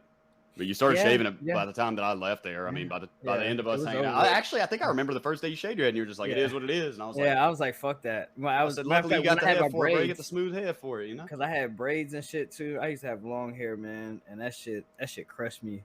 Did you see me with my hair? You've seen me with my head buzz. You could have my lumpy ass, weird shaped flat spot on the back ass, fucking dumpling looking ass. RMTS didn't even get to see your cornrows, man. I was so sad. We were planning so hard for that fucking week. That should have been hilarious. Funny. Your big ass cornrow right down the middle. Oh, you're talking about the shave spot? Yeah. Do you remember? Oh, damn, I can't say it. Fuck. Nah, that was nickname D-Lo. Yeah. Dude. And he was going bald. He would not let that shit. He had like two thin ass. There's a lot of people that they have thin ass braids and like hair, but like they ain't. Yeah, and you can see the wispy on top. Like it looks like it's just floating there. That shit. I said, man, that's over with, bro. Garfield took it off. I said, man, I'm not doing this no more. My hairline's been essentially the same for like the past 4 years or so. You got a head full of hair. And I was like, you know what? Same, man. It's going back on the corners this just is slightly. Thick as hell too. It's going back on the corners just slightly. I'm going to grow my hair as long as it will fucking grow. And then you know what? Whenever I decide to get rid of it, I'm just going to do the fucking DJ Khaled thing with a big ass bushy beard and have a shaved head for the rest of my life. Hey, Zach, dude, let's one of those guys. I'm going to jump back to this guy that was talking about the $1 million. Let's switch this up. Dude, if you had $1 million and you could go anywhere in the world, where would you go? So I'm going to give you the corny answer. You can get a couple places. Locations do not matter to me in the slightest. What? I mean, they'd be cool or whatever, but it'd be more. I'd be more happy to like do stuff with the people I was with. You know what I mean? Yeah. Number one, depends on who I have with me. Number you could two, do that to other places. Okay, I'm sorry. Go ahead. Number two, it completely changes how I do things depending on what I have to do. So if you're saying I'm living the same exact life, I just have $1 million in the bank, I might go somewhere cool to go live there for a little bit, and that would be interesting. But the availability of changing everything I have to do to go on a vacation doesn't seem interesting to me in the slightest. I would be so anxious I would not enjoy any of it. But sometimes you need a break, though. No, I have to live my life at a certain level of stress in order to accomplish the things that I want to do. Bro, if I go like 4 days without going live, I start getting such bad anxiety and shit, dude, and start thinking like, I got to do something, man. I got to do something. I got to work something. Yeah, put something out there. But also, I'm not going to sit here and pretend like that might not be some kind of trained or conditioned anxiety that I need to work on, you know, because like Garfield said, apparently he doesn't have that. No, everybody has a different level of stress or anxiety that they live with or deal with at a certain level. No matter if you have, so my entire life, I've always had that level of anxiety because I didn't have money. I struggled with eating and everything else. So now I have that grind level where I'm just, that is my minimum to deal with life on a normal day-to-day basis. If you go through and you take away that anxiety from money, that anxiety is going to creep up somewhere else. It's just always going to be there. It will be there regardless of what money you have, regardless of what things in life you have. If you sit there and you play video games, then you're going to be that stressed about that video game. You watch football, you're going to be that stressed about football. That stress will come from somewhere. Your emotional investment's going to find itself elsewhere, is what you're saying. You will find your equality somewhere. Dude, like, all right. Oh, let me say, dude, like with my lives, a lot of I haven't got enough subscribers to go live on YouTube and shit. But on my Facebook, I go live and I only got like my friends on there. You can go live with 0 subscribers. You have to verify yourself. But you gotta, yeah. But just it's a lot. But I go live to show how hard I've been working. If you go on all I do is be work. That's all I show is me working, doing some shit, having to do it work. It's very seldom I'm in the club making it rain, fucking hey, all this shit like that. No, that actually brings robbers and all type of haters and shit like that. But sometimes you have to unplug you guys, man. Like, this is your livelihood. You know what I'm saying? Like, this whole social media shit. And people, the subscribers don't realize, like I was saying before, man, it takes a lot to do all this shit. It's very, very, very time consuming. You have to literally mold your life around this shit. And, you know, don't let this shit, like, really get to you, man. And don't, notice subscribers leave them. Say something, some of y'all might get mad. Man, some of these folks don't give a fuck about you. You ain't nothing but entertainment, bro. What the fuck? True. You know what I'm saying? Yeah. And if you letting these motherfuckers over here, you know, you're like, I have to show them, I have to this and that and third, woo woo, man. But like you, Josh, and you know, you, Zach, and both of you guys are parents and shit. You got your kids and your family and your life. You know what I'm saying? That's why I was like, where would you travel to? Because sometimes you need a break just to get away, change your environment, like forget about this shit over here. That's a different question. If I'm traveling somewhere for myself, no location's good enough. No location's interesting to me. You and your family, that's not for me though. That's a different thing. If I'm bringing my kids somewhere, that's like Disney World. Okay, I'm gonna go do the Disney thing. That's common, man. Come on, you it's pretty great though. I just did it for the first time at 28 or 29. I guarantee you, Josh agrees too. Like the first thing you do is you do the thing of like, okay, I'm gonna go do Disney because that's a kid thing, and then I'm gonna go do the wife thing. We're gonna go to fucking the Maldives or some shit in the fucking Pacific. But that's not you. That's not for you. That's that relationship or that person that you're bringing there, that's their excitement. Your excitement might be a one-day thing that you went to go to like a NASCAR race and you sat there and watched it. Hell, I got $1 million. That's specific for about a month. for what though? What experience is lasting a month? I mean, it depends on where you end up. Like you could spin the globe, be like, boop, and go there and it'd be amazing. You're like, you know what? We're gonna live here. This is great. You never know. That's exactly what I said. Traveled, so you don't know. So if you go there and you go do a thing for yourself, I'm still going to be doing the things that I normally do, like a podcast. I'll still be doing the same fucking thing. And you can. That's what internet's for. That's what I'm saying. Is the location at that point doesn't matter. I could go wherever the hell I want, and then it's irrelevant. Full circle. Okay. Yeah. Okay. Is there a one-to-one place that I'm like, this is such an amazing experience that it's life-changing? No. Every life experience thing that would be life-changing would be influenced by another person in that. So if you had a chance to go to Dubai and like be in like some penthouse suite with your friend, you know, I mean, like everything's that is a Zach trip. I'm sorry, that is a boys trip, guys. You know what I'm saying? But no, that's what I'm saying. But look, everything will be taken care of. You know what I'm saying? Like everything, and you're good. That's what I'm saying. It's not always about just like cue shitty editing. Zach edited the Andrew Tate theme song at this second. But like, no, in the grand scheme of things, like the things that I would do outward wise would completely be dependent on what my family and everybody wants to do. Me wise, those actions literally aren't worth my damn time. What about you, Josh? What would you do? I see what Zach's saying to an extent, because but I also can see a middle ground for it. Like he said, I would use the example of like just off the top of my head, like Paris, you know, because I would want to go there with my wife, you know. But also, I would love to see Paris. So I think that's the middle ground here where, we both would love to see it or whatever. Yeah. But if I was to hypothetically go completely by myself, then I would go somewhere different. So I think I see what Zach means in that, Yeah. If I was just going to, but I don't know, honestly, man. Well, I'd love to see Tokyo, but that's too many people. You all right, you got $1 million. You can go 2 different places. You can go one by yourself, Dolo, and you can go one with your family. Man, that makes it a lot easier. I wouldn't go. I'd like to see exactly. That's all right. There we go. There we go. That's what I'm saying. There's no limit. You're gone. What? And that's 2 countries we're not allowed to enter. So I picked 2 damn good ones because Tokyo and Stockholm are 2 cities I'll never see. Hey, I was born in Japan. Hey, were you really? No, I swear to God.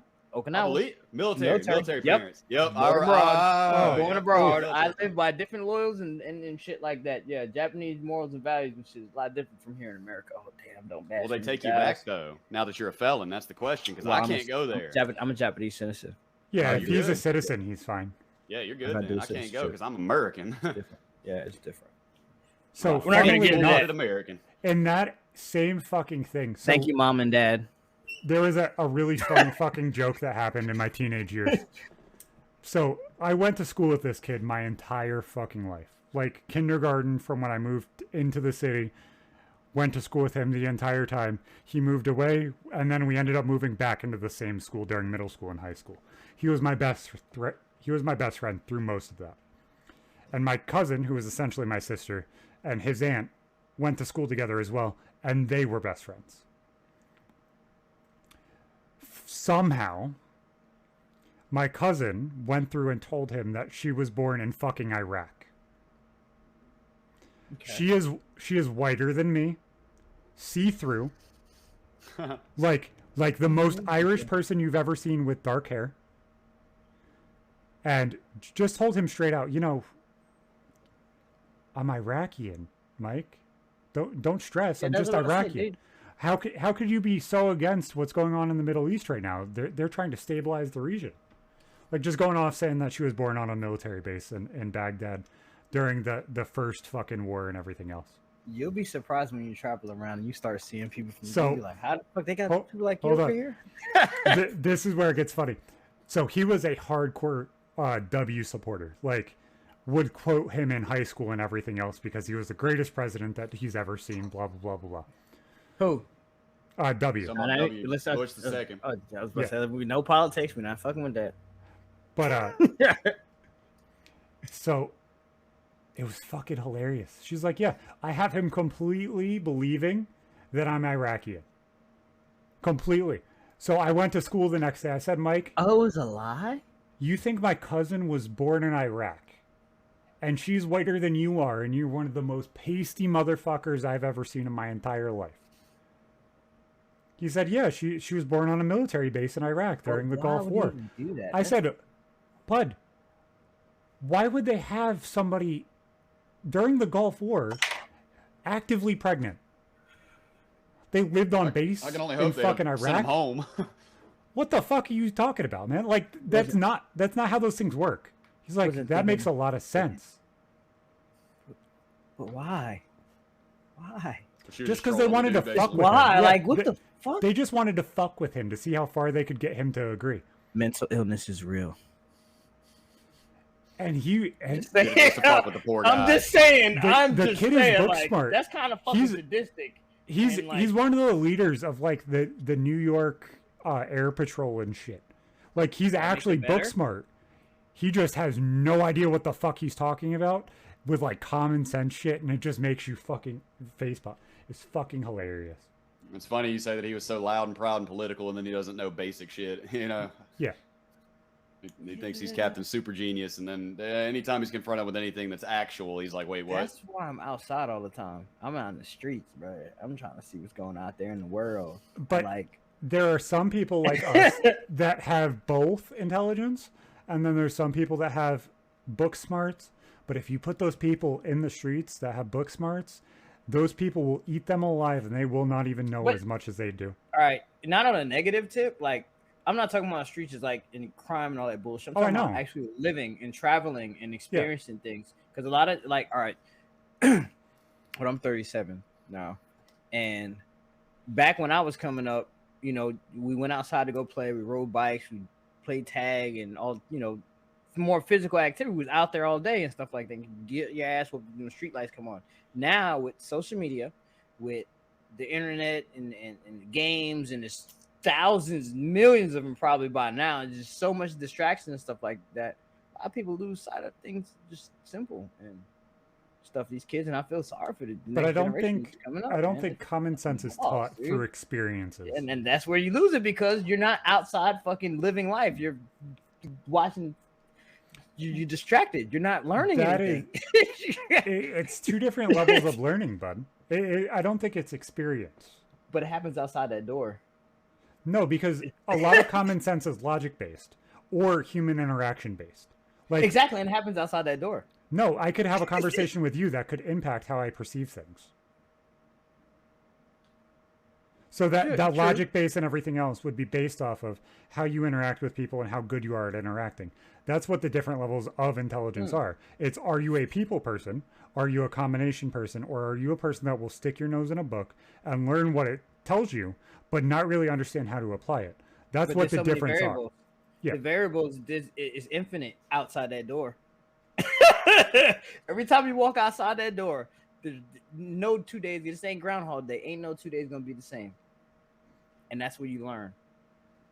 That's just life. That's why when you go to a car dealership and you ask, "Oh, what do you like about this car?" and they give you all the specs that they read off the sheet on the fucking door that you can read. You say, "No, what do you think?" Not what do you know. If they can't sell you the car. Different example. Car salesman, sorry for my car salesman, I'm not gonna crush y'all. That's a whole fucking help another game. That's something. No, but it's the same thing. It's the basic way of how to see how somebody learns. If they are a people person, then they're able to have a conversation with you and sell you the thing. They can sell you this pen. They can sell you this phone. Just by having the conversation of in-depth flowing with you and everything else. But if they're not a people person and they just learn what they read and they learn how to interact based off of how they consume content, then it is just, I'm going to read the fucking stats off the sheet and hope that sells it to you. There's two different levels there. Yeah. That's why I said, if you put a book smart person into the city chews them up and throws them out. It doesn't even have to be the city, just outside the door, outside. Interact with, you're going to get more, you're going to learn more stuff that you can learn from any damn book. You can learn a lot from a book. And that's what we got away from actually reading instead of watching these fucking videos. No, but everything school-wise is reading now. Everything is. And it's the most depressing fucking thing in the world. No, it's not. It helps grow your brain. No, it helps grow your brain, dude. Like when you read that, like your brain is the biggest muscle in your body. It consumes so much oxygen. When did you graduate? Just working out. I dropped out of school in 11th grade. But when would you have?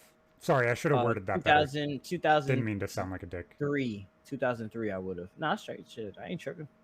Fuck that. Josh would have graduated 2013, and I would have graduated 2011.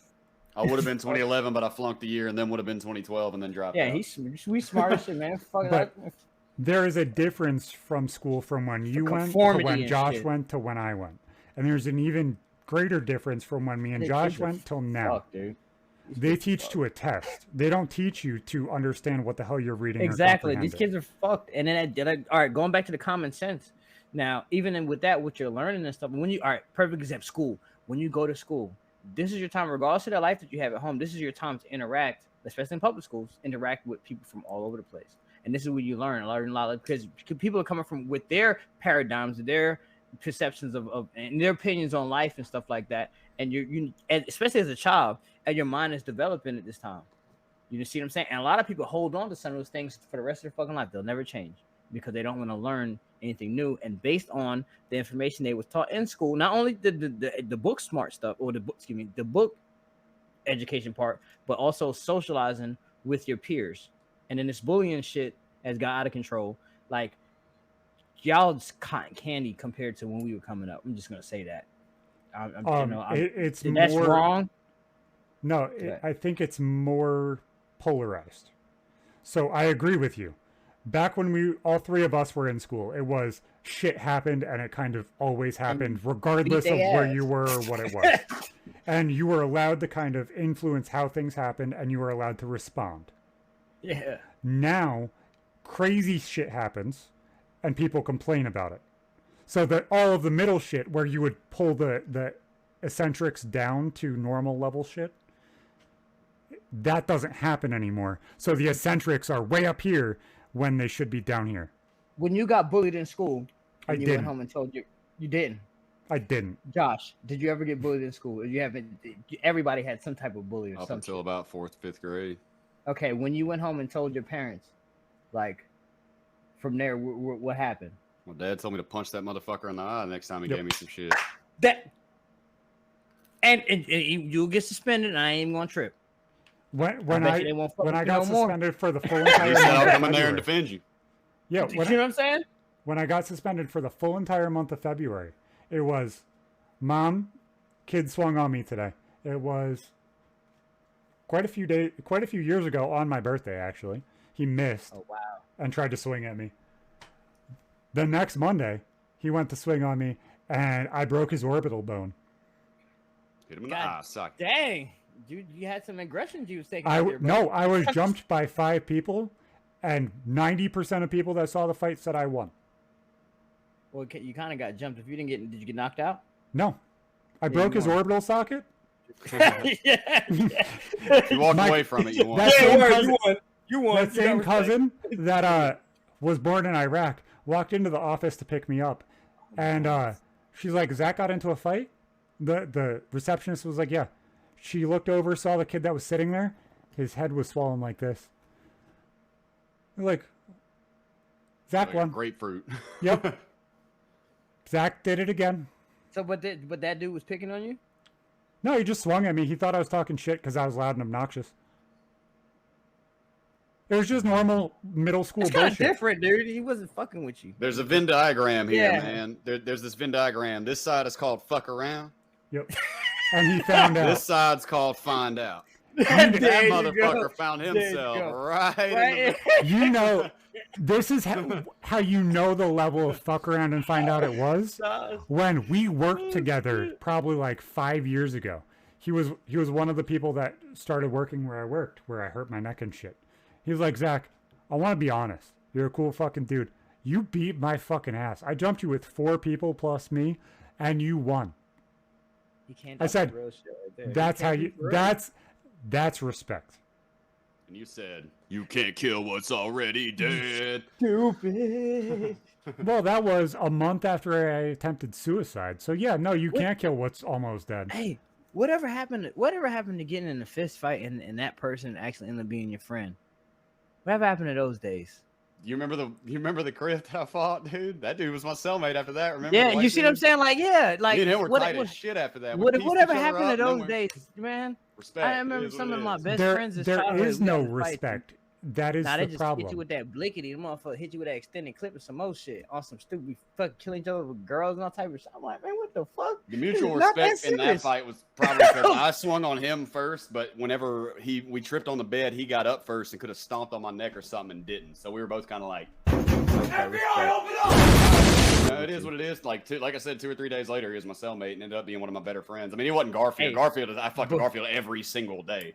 But like, before when that shit happened, before the next 10-minute move, the whole fucking compound, they was like, man, Harry Potter, motherfuckers coming. It's like, you know, like motherfucker telephone, motherfucker tapping each other. So inmate.com. Man, there was hot ass motherfuckers. Those niggas. But that shit even happens on the outside too, and it's expanded outside. Look at what's happened in rap culture and everything else. Now it's no longer we're talking about shooting somebody who's not a rapper. Now people are just up and shooting rappers. Listen, that's feeding the machine. Okay, look at the music. Back when it was coming up, they wasn't talking about killing each other with extendos and all this crazy shit. Hold up, bro. Zach, I'm gonna cut you off, bro. Listen, this is serious, bro. They are pushing this shit. They are pushing violence. These kids are, like you said, with the common sense. They don't got no fucking common sense. Then they're trying to constantly have this validation. You know what I'm saying? And they're confused. The parents are fucking trying to be kids again too, and shit. And then they're listening to this music that doesn't help, because just like me and Josh know, music influences your fucking brain on a fucking another level. And if you listen to the same thing, it will brainwash you. Yeah. And make you look literally fucking crazy. Just had to say, I'd put that out there. So this is it's a big problem. All I was gonna say is, I think the music that is doing that has hit a different level. Like, people like Biggie and Tupac and Snoop talked about killing people, not onto the same level where it was every song like it is now, but they did. But they was relaying the message though too. They had shit with, you know what I'm saying? They was actually talking. They were actually doing it. But motherfucker, don't fuck with me. That's what they was all they was really saying. Like I'm doing this. I'm trying to look out. This, and I'm saying, talking about their life experiences. Well, if you cross me, motherfucker, I will smoke your ass. That's what they were saying. Oh, absolutely. I'm just saying that the conversation about killing somebody has happened in those songs. How that not like now. That's like a fad. No, now it's every single song. We're gonna steal these Chargers. I'm gonna fucking do a drive-by. I actually just watched a video about this yesterday about rappers that had claimed they were thugging and stuff that got ran up on. There was some dude called Skinny Jesus that was like the skinniest looking little white dude I've ever seen. That's just blasphemy. Did you guys off the rip? Did you guys? They did an interview with him, and I do respect it though. But they did an interview with him, and they were like, "Man, in all these songs, you're like, I'm slinging clips, dropping bodies, selling pounds, and all this." And he was like, "Nah, you know what I'm saying? Like, I know some people that do that stuff, but it's mostly just me showboating for the music, you know." And he apparently was just like, "That's his career. It's done." He admitted that he's never killed anybody, and now he doesn't get the rap anymore. Did you guys see the podcast that Logan Paul did with 6ix9ine? Wow, damn, it's heavy. No. And he straight up said, I've rapped about things that I've done, and they've used my lyrics against me. Yeah, they did it in that court. Would be stupid to do that. Same shit that they did with Josh. They did it to him too. And Bobby. And he's like, the funnier thing is there half to 3/4 of these people are saying I did this. They did it, or the 3/4 of them don't do it, and they show all these kids that this is what we're all doing. And they all fucking think that we do it, so they go and do it. And now we have all these people killing people in the inner cities because they listen to this music. You guys are showing them to do this shit. And yet, for some reason, everybody's like, well, it's real. No, it's not real. When 3/4 of the people that are saying they do it, they don't. That's just you just say, woman's ass, I'm going to shoot somebody, blah, blah, blah, blah, blah. And all of a sudden you have a top 69 song for the rest of your life. Sex and violence sells. If it's not sex or violence, then people swipe.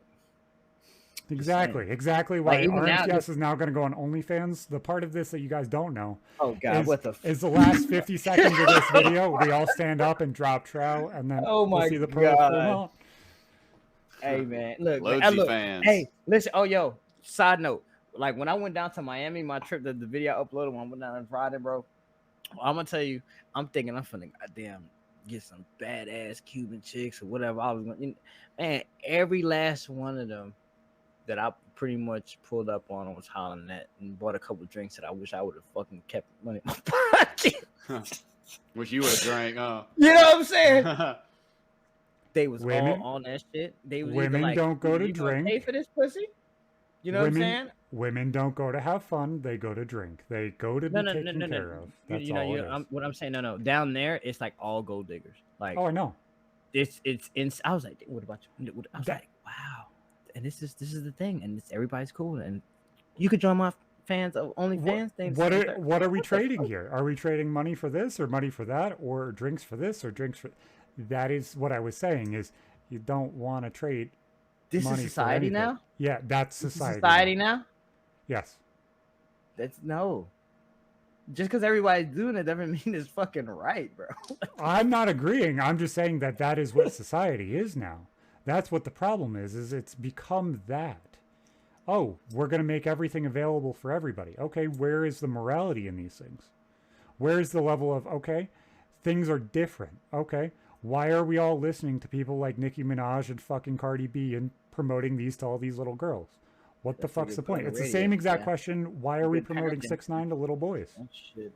Like, there's no fucking reason. When Cardi has come out saying, you know, I used to drug these men so that way I could take their purses. That's where good parenting comes in. What the fuck are you talking about? You're openly saying this and this is acceptable? Like, what the fuck? That's where good parenting. That's why you have to be a good parent. You gotta like safeguard, you know what I'm saying, your home and fucking.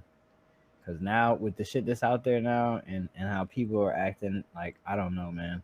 Honestly, I'm gonna tell you, like this gotta be the fucking end of the days because the way people are acting out of the news is just outrageous. Even on social media, the things that they show now, they didn't show even a couple years ago. They're like not even censoring shit, and it's just like desensitizing. It is. That's why I'm telling you guys. Sometimes you got to unplug. I know you guys got your career. This is how y'all make your money and shit like that. But sometimes you just got to unplug, step away from this shit, because we're human. We are human. It's really fucking nice outside. There's so much. There's a big wide world out there, and and I feel sorry for people who have crippling anxiety to go out and do things. Man, just do it. It's gonna be scary. A lot of shit that I've done throughout my life. I'm small. I'm only 5'2", maybe like 130 pounds, soaking wet. I got a bigger size, but whatever. But I fucking got out there and did some shit. And like even Josh, like even all the shit that I know how to do and stuff like that, I had to fuck up somewhere a whole bunch of times. That's how I learned. So you gotta get out there, man. You gotta get out there and talk to somebody too. Mental health is real. I keep saying that. Like, is anybody sponsor me for that? Healthy gamer sponsor. Yeah, right. Yeah, man. Dude, I'd love to have a conversation with that guy. Pringle, Zach is bad at Call of Duty. Yes, absolutely, I'm bad at Call of Duty. There's no chance that I would have ever gone pro and attempted it. Minute. Thanks for the year, bud. That's fucking weird that it's been a year. Yep. Thank you. It's weird to see those times. I hate it, but I love it all at the same time. I just started getting my first 3-year resos. It makes me feel old as fuck. Yeah, it's fucking How many games are you playing on Twitch right now? Me, I just play one now. I'm stuck on one until May or April. Dude, how is that, man? Like probably mid-May. Cause I only watched like a stream like a couple of times. I'd be doing shit. I just like fuck it. I'll prop up my damn tablet and shit and be just checking it out. Like, oh man, it is what it is. What's that like, man? The thing about it is, it's not like most other games. I've played that game. I've got 300 days of playtime on my account, and I'm not even a fraction of the way through the game, ostensibly. So it's a game that's great for streaming in that regard. You never beat it. There's no end of it. You can only get better. It's like forever. Right. Now, what you can do is max out all your skills, which takes, some people say about 3,000 hours, 5,000 hours, depending. And I'm on that road very gradually. That's a lot of Red Bull and monsters and shit. But the thing is, and I'm going to just keep it brief, what keeps me busy a lot of times off stream and stuff like that is the fact that I play the game in a way that I don't interact with other players. I play the game solo style. Keep the energy drinks on deck. Yeah, exactly. Those are empties. What are you talking about on deck? And I do have to spend a lot of hours off stream, like getting potions together, stuff like whatever is going to make me be able to do cool stuff the next day. Like if I want to fight monsters, then I'm going to need these potions and this food. So, during the stream, I'll be fighting the monster. And then as soon as I get done, then I got to go do the grind work of getting the supplies to keep doing it. So, I mean, it gets a little repetitive. Today I took a little break and played Minecraft for a bit. But the only game that I consistently really play is the only one that I can play for 6 hours a day without getting bored of it, which is RuneScape. Every other game I've ever played, after about 2 or 3 hours, really, I'm just kind of like, Burned. You want to switch up? Yeah, I want to take a break or go do something else. But RuneScape, I can keep myself entertained unless I get mad at the game, which happens almost every day, to be fair. So when I start raging, it's over. Don't take this as a rib, because I think we've had this conversation off air before. Is the reason you play RuneScape because of the availability of what happened, and then you've kind of turned yourself numb to it to where you just keep doing the same thing? No, I love the game. It's been my favorite game forever. I understand that part of it. I'm saying numb to it as in you can do it regardless of how you're feeling that day. Because if I pick up Call of Duty one day and I'm feeling shitty, then I'm kind of disconnected from the game. 95% of the time, I know what you're saying. 90% of the time, 95%, I'm either down to play it or even actively want to play it. But there's sometimes, man, if I'm off kilter, I can't play it. It's just, it ain't going to feel right. I'm going to be thrown off and it's not going to. It seems like it's, I don't want to use an addiction because it's kind of different than that. Gaming is a different thing. It's very addictive. But it seems like RuneScape for you is something that's kind of you don't have to put thought into it to do it. I understand that there might be meta-wise, but to the level that you play it and you're streaming and you're talking to people and stuff like that, you're disconnected from the game enough that you can interact with everybody. So at that point, it's kind of like the mind-numbing click here, click, and you have it down to a science where it's neutral to you. You're not doing something, it's just there. Right. RuneScape players use this term incorrectly, but what we call that is AFK, obviously away from keyboard, but we just use that to mean something that's low attention or you can disconnect your brain from it, Yeah.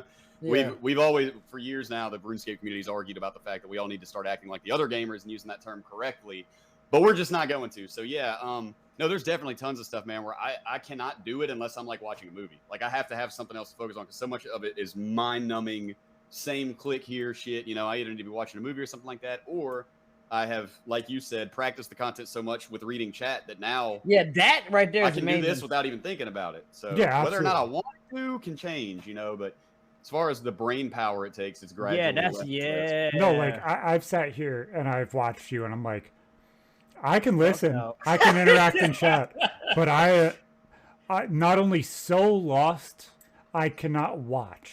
I can hang out, I can talk, I cannot watch. But the game is like, what the hell's going on? Yeah. I'm telling you that, Josh, bro. That's what I'm saying. A couple times I sat down, I'm like, your answer, especially when you're playing the guitar and shit, and just bullshit.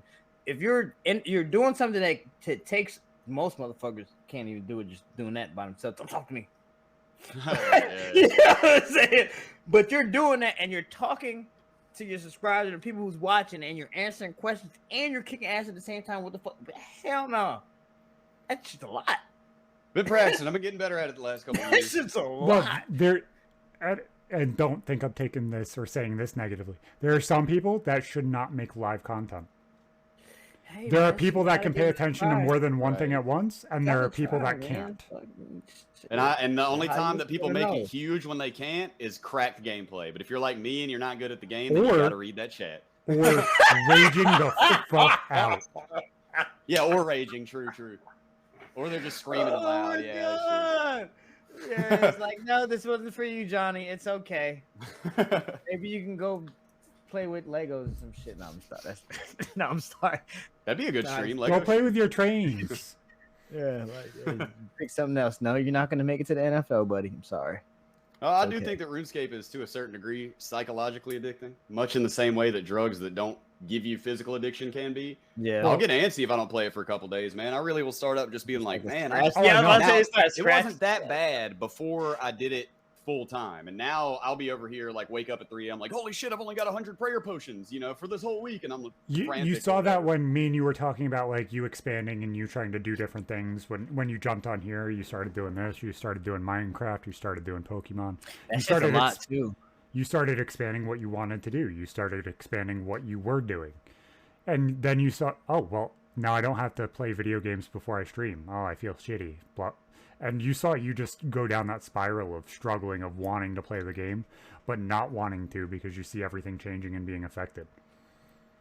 I don't know. I think you misinterpreted that, man. Honestly, I enjoy Minecraft. I get hooked on it from time to time. No, I know. I'm saying like when you would go on Minecraft and you would be like, dude, I'm feeling Minecraft right now. And then like a week later, you're like, fuck, I want to go back. RuneScape's called, and you watch you flip like a dime, and I do the same thing. So I'm not calling you out or saying you don't. No, sorry. I don't do it. I'm just saying I've seen it. Like I could see. I just where meant that like struggle. the expanding and branching out. Like I've always done variety, but 90% RuneScape. Yeah. That's like your favorite game. That's your favorite game, pretty much. It's the game where I can play it for 12 hours, and there's going to be 12 straight hours of shit to do. Like at the end of my Minecraft stream today, I was just kind of standing there. Like I was like, everything else that I need to do is going to take me like 6 hours. I don't even have time to start. So like, kind of pointless to even, you know, I'm just kind of standing there talking at that point. But with RuneScape, you know, I can jump in, do 10 minutes is useful on RuneScape. Yeah. You can do something useful. That game as a whole is very interesting while streaming it because you can do it and be numb to what you're doing and interact, which I understand. That's so fucking beneficial in that aspect. I'm just like it's type shit going on. It's weird how that interacts. Like if I'm fighting bosses, like what I was doing today, man, then I'm pretty bad at reading chat. I'm coming in on 200 completions of that boss, so I'm getting a little better. You know, it takes about 30 minutes, and I'm hitting the 200 mark. So I mean, that's quite a few hours invested in learning how to do those exact clicks. You know, and with that, I can kind of keep up with chat, but like I'll miss a few, and I tell people all the time, like, don't feel, you know, just feel free to retype it. But you know, you've already seen it, Zach. I mean, 90% of it a lot of times can just be like chop a tree. You just click the tree every 30 seconds, and I'm just sitting here watching YouTube while we do it. You know, like, well, I'll just put up a YouTube video, and we all watch YouTube. That's why 90% of the time I'll join, but I'm not talking. Why? Because I'm sitting here just video editing and shit and everything else. I'll throw something in chat every now and then. Like it is what it is. I appreciate it. I appreciate the lurks. Exactly, man. You got RuneScape. I do firmly believe, and I think a lot of people are like don't talk about this. And I don't know if it's because we're all pretending it's not real, or if it's because some people aren't experienced with addiction, or if it's because people are experienced with addiction and they think that I'm exaggerating. But I think that RuneScape really is addicting, man. I mean, I started playing when I was 11 years old, and you get dopamine from it. You straight up do. And everybody agrees that's the word. When you hit that goal, you get the dopamine release, and it fucks with your reward center. Bro, I agree with you on that. Anything that is randomized like that, like the drops and stuff in RuneScape and any other game that's like that, where it's random and there's a chance, that is a gambling addiction. I agree. Yeah. Now, totally. shit, anything exactly that what my brain craves is rolling that dice. That's all that I want. Mm-hmm. It's just like I don't do shady shit in RuneScape. There's real gambling in RuneScape where they sell the gold, buy the gold, break all the rules and all that shit. I'm still hooked on the gambling of the game, but my gambling is killing the monster. This is a 1 in 5,000 chance that this son of a bitch is going to drop that item I need, and I'm about to kill it 4,999 times, damn it. It's just like Call of Duty back in the day when they had loot crates. It's just like Overwatch when they had loot crates. It's, I'm going to play the game, I'm going to get a loot crate, and I'm hoping that I get what I want out of it. It's not complicated to see exactly what that is, which is why that's being banned across all games. Which is why they're going the Battle Pass model, because it is already considered addictive. It is a slot machine that you can pay $2 for. What did you guys? I'm paying with my time. You guys are gamers. I know you guys play like the old school Resident Evil and shit like that. Like I haven't played since 3. That's the only one I ever played was 3 on GameCube. I played 4 and 5. Okay, like when you first started it, could you like not stop until you got to the end of it? That's how I am with any game that I give a fuck. You know what I'm saying? Like once you especially got a storyline. If it catches me, then I. Yeah, if it got a good storyline and it gets you, you're like, fuck that. I'm just getting done. I'm exactly like Josh. It'll be I flip the coin, and if it hits heads, and I'm like, yes, this, I won't stop until I finish. Like this project that I'm working on, this project is going to have like probably 1,000 hours worth of work just from me into it. It's gonna be more than that. But I've now hooked myself into said project. I will accomplish it. That's what the fuck I'm talking about. That's what you do. But I can flip a coin and be like, I put 100 hours into this game. I don't want to fucking touch it anymore. Or I put 5 hours into this game. I spent $80 on it. And guess what? I'm going to go back and play COD 4 and Modern Warfare 2 again. Because honestly, this game is dog shit. Hopefully you enjoy the game. But I see what you mean. Like, if you do, then you're going to be hooked and playing it. Yeah. It's just, if I get that little drip of dopamine and that flip that I get, all it takes. If I get that, then I'm there and I'm going to do it. If I don't, I'm not going to. And another factor that plays in with the rolling of the dice here is the fact that these are, even though it's a video game, this is based on the old version of the game. These are prestigious items of my childhood here. You know, the most powerful and sacred weapons and armor in the game that, like, little 12-year-old Josh couldn't even dream of having a 1% of that money. Now I'm out here on my Iron Man fighting that boss by myself, trying to take his armor off of him, you know? And Dumb question. There's something about it, man. I can't stop. If they shut off the servers to all RuneScape versions tomorrow. Don't even do that to him. Don't do that to him, bro. That's not cool. Yeah, that's not cool. I'm not going that way. Do you feel like a waste of time at that point, or do you feel like you've enjoyed the time, therefore it's valuable? No, it was valuable, man. I loved it. Had a great time. Many memories. That's all that matters. Because, like, the servers are going to shut down one day. I've known that since the day I logged into it when I was 11, you know? One day they will shut off for the last time. Looked at me one day, and he's like, Dad, why didn't you just buy COD on your computer so that way you can play and stuff like that? You can play on the console that you're able to play on, because I can't fucking play on controller as much now because of my arm and my neck. He's like, why didn't you get the game? I was like, because I wanted us to be able to play it regardless of how much I can play it. I wanted us both to be able to play it. Speaking of stuff shutting down, have you guys, because you guys, don't take this the wrong way, you guys are nerds, and there's probably a whole bunch of nerds in the chat, and y'all all up on cryptocurrency. Do you guys see what's about to happen here real soon? You guys been paying attention to that? No, Zach was in the middle of a story, though. He was in the middle of a sentence, bro. I did really just... For what it's worth, I don't fucks with crypto. Okay. If it was here and not struggling, he would definitely bite you on this, but I'm at the level where I know a lot, but I don't know enough to speak, which is the problem. I don't fuck with it. But whatchamacallit? So he looked at me, he's like, Dad, why didn't you just get the game where you could play it by yourself? Like, obviously, it just is what it is. But why didn't you do that? I said, Bud, it's getting the money back out of the game. It's getting the time out of being able to play it and spend time and enjoy it. If I can't spend the time playing it with you, why the fuck am I going to sink so many hours into it that I get addicted to it and want to enjoy it? Like, it just, I'm either going to get the $70 out of it and possibly buy it for myself down the road, or I'm not going to end up playing it at all.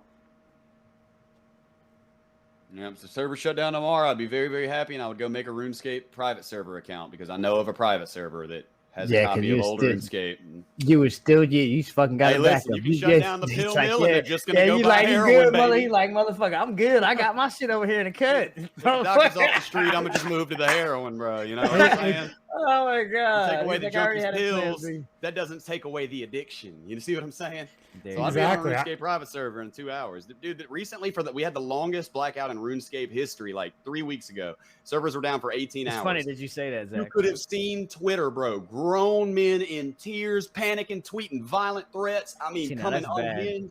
We're sweating, bro. I'm not one of the rage tweeters, but legitimately, dude.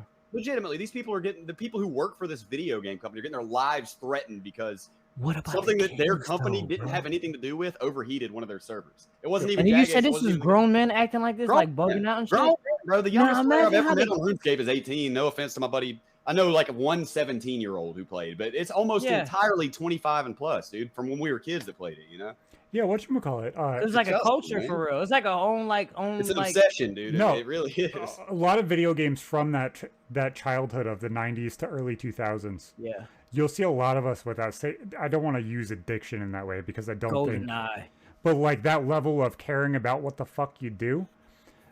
Murph, one of mine and Josh's fans, we were sitting there bullshitting the other day about the project that we're working on and stuff. He's like, don't kids play Pokemon?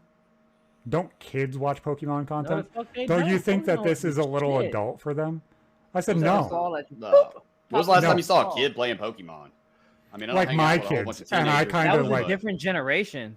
You used to see the Pokemon book bags and the keychains and shit, and fucking you don't hit. When I think of content about Pokemon on YouTube, I automatically assume it's oriented to 20 plus. I personally, exactly. Yeah, personally. Pokemon, like, is there people Pokemon, was it Pokemon? They had one video game dedicated to just taking pictures of the fucking Pokemon. Yep. Pokemon they have Snap. 2 of those now. Snap, yeah, like that's 64. That was it was 64. The first one was Yeah, 64. Yeah, they have a new one on Switch. That was actually going to be my baby's first game. Her first game was actually the Pokemon Tekken game. It was the most adorable fucking thing in the world. Pokemon what? Tekken? Pokken? Yes. Pokken? Pokemon Tekken. Yes. Where they were like, Google it. It's cool as fuck. It's 3D and you actually control the characters like you're playing Tekken. And it's a circle stage instead of a like square stage where you can't move side to side. It's 3D and shit. Right. Yeah, it's 3D. 3-dimensional, yeah. As soon as she saw Pikachu on the screen, as soon as she saw you watch her face light up. You see the difference of when she presses the button and it moves. Like you watch her just click with it, and all of a sudden she's like, "Oh my god, this is the most fun thing in the world!" And it just reinvigorated that. Yep. It was the most amazing thing to watch because you just see her just enjoy it, and the second she starts enjoying it, it's fantastic. At 2 years old, just that enjoyment there is like so fucking cool. Okay, what about GoldenEye? Let's go back to throwback video. GoldenEye. It's one of my favorite games ever. That's like that one right there. That was hours and hours. That game, they need to make another. I played more hours with the cheats on than I spent playing the time like that playing golden the game gun. correctly. That golden gun. That right there. We've been working on doing this series for retro games for the gaming channel, where there's a VR game that runs an emulator and allows you to essentially put the game in the console, turn on the console, sit in front of the boob TV and play the fucking game. And it renders it all. Sick. Nostalgia machine, nostalgia box? Yeah, exactly. Like, it's just the coolest fucking thing in the world. And it's just like, so many things can run it, some things can't. And you have problems with servers, and just working out the little minute shit in the background takes time. So time consuming. I was about to say that's meticulous as shit. Like playing Mario Kart and all that shit will be a fucking blast. Bro, not too terribly long ago, somebody gave me a PlayStation or an Xbox, actually both, and I hooked them up, man. You know how long it took that Xbox to start actually working, bro? Downloading and this, that, and the other, and updating and shit. It took like 3 days, dude. On fast internet, not literally. It took like 12 hours, though, dude. It took 12 hours.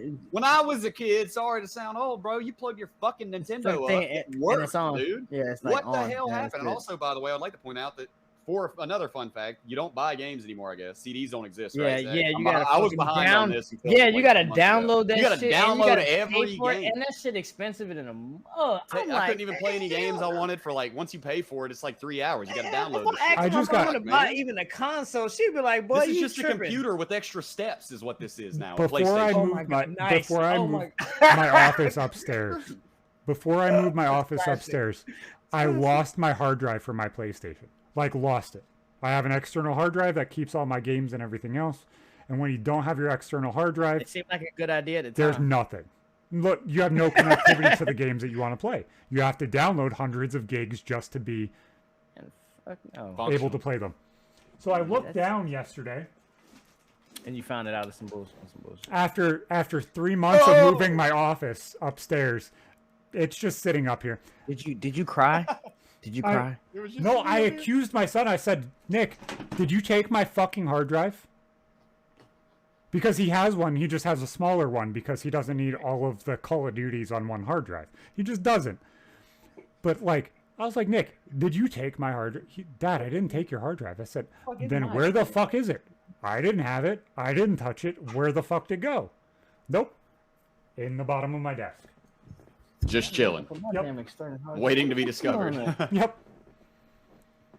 So like that, you can't use this external hard drive? Can you plug that up to a PlayStation and immediately just play Call of Duty from that drive? It depends. Is that how it works? So PlayStation 5s are different.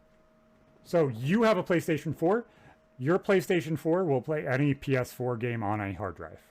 That does not change. It is 1-to-1. It works all of the time. So you still got discs for the 4. Well, you can do it discs or digital for 4. For the 5, but they don't sell CDs anymore.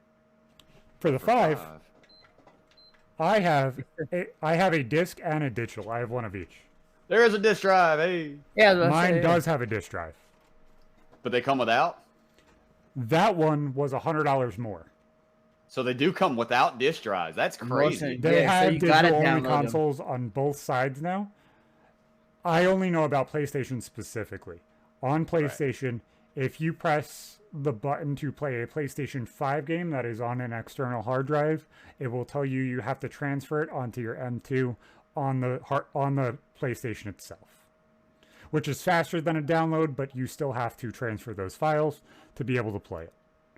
It will play PS4 games from the computer with extra steps. It's a computer with extra steps for the most part. Well, I mean, at least he has a disc drive, damn it. Yeah. My computer doesn't have a disc drive, by the way. My computer doesn't have one either. I wanted to update something not too terribly long ago. I needed drivers because I didn't know that I don't have a Wi-Fi adapter or whatever that thing is inside of my computer. I have to be hardwired. So I had to go get a USB motherfucking Wi-Fi receptacle and use up one of my USB ports to get internet. You know what I'm saying? We were at the last house. And dude, and I'll be damned, but the thing that comes with it to fix the drivers is a CD. I don't have a CD drive in my damn computer. It's 2023, and I mean this. Computer they don't do that. You have to get you got to get the external one and shit. I had to go put it on my father-in-law's computer and drag it on a jump drive and then put it through my USB. Oh my god! I had a wireless card in my box. There was lots of cursing that day. That's how I'm finally able to use these. I'm finally able to use my AirPods because I was like, oh fuck, I wonder what this is, and I pulled it out of the box, and it was a fucking wireless card.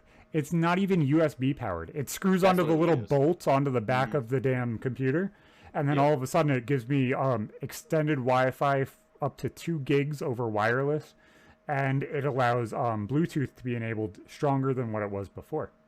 I don't have Bluetooth apparently, unless I'm just stupid. Maybe it's my laptop that doesn't have Bluetooth.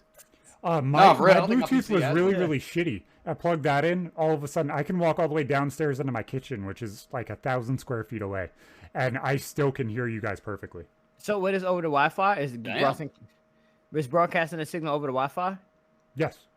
See that shit like that right there? I'm good on all that. I'm hardwired now again, thankfully. Yeah, hardwired, bro. Fuck that. No, that's too much. I'm hardwired to my PC.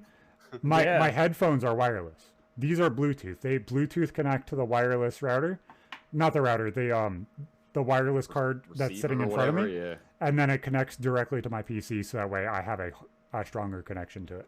I had to get a dumbass USB when I got it in a box over here. It's legit a Wi-Fi / Bluetooth receiver that you just plug into your USB, and I set it on my desk. And it worked. I mean, I streamed with it, but damn. I need to get one of those cards. And if I don't have that Wi-Fi thing, then I probably don't have Bluetooth either, right? Possibly you not. You can have it in your settings. It depends on your motherboard. Whatchamacallit, that is $20. I would tell you to get that exact one. The one you got? Yes. I can send you the link for it if you need it. Does it, do I need my own Bluetooth first and that augments it, or do you think that'll function by itself? It functions by itself. It gives the motherboard the availability to do it. But you can only use one of them at a time. You can use wireless or you can use Bluetooth. And it'll connect one of them because it only has so many channels for it to receive. Word, I need Bluetooth. That's what I'd prefer. Yeah. Every time I play a controller, I gotta be wired. Yeah.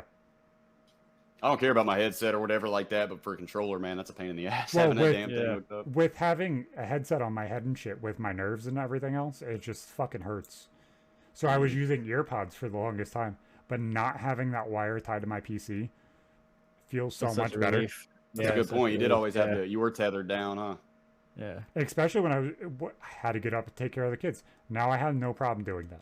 I can still while you're doing stuff. Yeah, while you're doing stuff. Oh, man, that's pretty, I can work and do whatever the hell I want to do and make sure things are taken care of completely at the same level that I would be if I'm right here.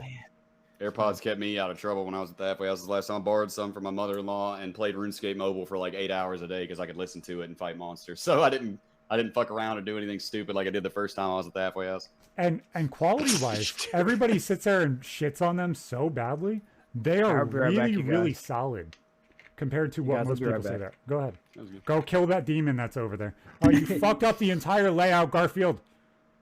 Hey, world. There you go. Thank you. We'll look at Biggie. It's okay. But fuck. You gave half of Josh's face, half of my face. It was bad. I thought the sound quality was really good on the AirPods. These are the 2019 ones. Yeah. But the microphone sucked ass, bro, compared to my plugins. I didn't care, though. I wasn't using them for that, you know? Exactly.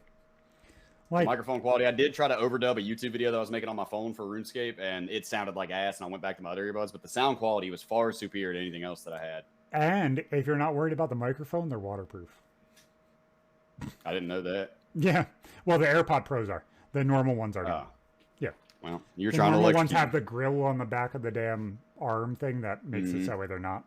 But these have the microphone at the bottom of the stem, which then makes them completely waterproof because then you're only fucking up the microphone. That's pretty sick. Yeah, they're comfortable as hell too. I wouldn't even care about the headset. I mean, I guess it'd be nice or whatever. The main thing I'm concerned about getting a wireless or a Bluetooth headset or whatever is just charging it. I feel like this some bitch gonna die on me every 10 minutes. And I guess worst case scenario, you just plug it up, right? And then it's the same thing as being wired. Exactly. I mean, why can't you make sure to plug it in when you get ready to lay down? Because I'm forgetful, bro. We've been sitting here for almost 2 hours now, and I have been sitting here for 2 hours, and I just now remembered that I wanted to plug up my phone and charge it. That's the kind of dude I am, bro. I'm burnt like that. That's why I don't think I'd remember to plug up my headset before I went to bed. I'd probably just take it off and set it down. Now, that being said, I used to remember to put it on a charger. A stand. If I can do that, I can put it on a charger. Exactly. Yeah, if there's a dock for it, then I mean, fuck it. Right now, I'm pretty much just even things like this. Keyboard. They have the docks for your phone. You dock the fucking headphones with your phone. It's a 3-in-1 fucking thing, and it charges all of them. Charges it, yep. Sick. As a I'm fast looking to get charger. some kind of wireless or Bluetooth. Made in China. That shit's $20 fucking too. I keep this long ass USB-C just hooked up to my computer just in case I want to play something with a controller, bro. Wow. I don't got Bluetooth or wireless on this computer for real. I got a long ass USB-C for my Xbox controller. Got mine too. Yeah. I gotta stay wired, unfortunately. Bro, does anyone know how those fucking charging plates work? Well, the good Apple ones are actually magnets. I would like to say real quick that shit came out when I was in 9th grade. Yep. And I thought it was the coolest thing I'd ever seen in my life. My girlfriend's dad, when I was in 9th grade, had one, bro. You could drop any phone on it and it would magnetically align it and start charging it. And I was like, this is the future. And nobody liked them and nobody fucked with them. So if that's just now coming back, fuck all the consumers that made it go away the first time. There's no such thing as aliens. All of Apple's have MagSafe now. If you have any of the newer stuff. To be fair, the time frame that I'm talking about is literally, I think, 08. So that was like iPhone 1 or 2. I don't know where they were at that point. The old MacBooks had it too. My MacBook even still has it before the newer charger that's USB-C. Do you know how much electronic and microwave energy that shit gives off to? Like a lot of devices and stuff that we have around us can constantly bombard our brain on fucking level that's ridiculous with hertz. You know, if you went super down that fucking dude. rabbit hole, you could take over fucking Liver King's entire spot, say that you want to disconnect from all electronics in your life. Yeah, and it's kind of nice to do that every now and then. I mean, you could put that not because that's what everybody's comfortable with. Everybody's in their comfort zone now. If you take away all this stuff, there's a lot of people just like you said, Josh earlier, they would lose their fucking minds. People would, and it's guess what? Guys like me and you, then y'all laugh at us and you think we're crazy and shit like that. And another thing, Zach, I know I talk about prison stuff a lot, but a lot of me and Josh's experience is based off of that. Oh, I know. I can't talk about a lot of stuff that we have in and I've told both of you this. Your unique stories are fucking amazing. Don't ever shit on. I'm not ever shitting on them. What I'm saying is do not portray yourself as the prison guy. You're going to pigeonhole yourself into no. And you as a person is more than that. It's not that. It's not even that. See, like Josh, and thank you for this. Like Josh was the one who actually got me started on YouTube.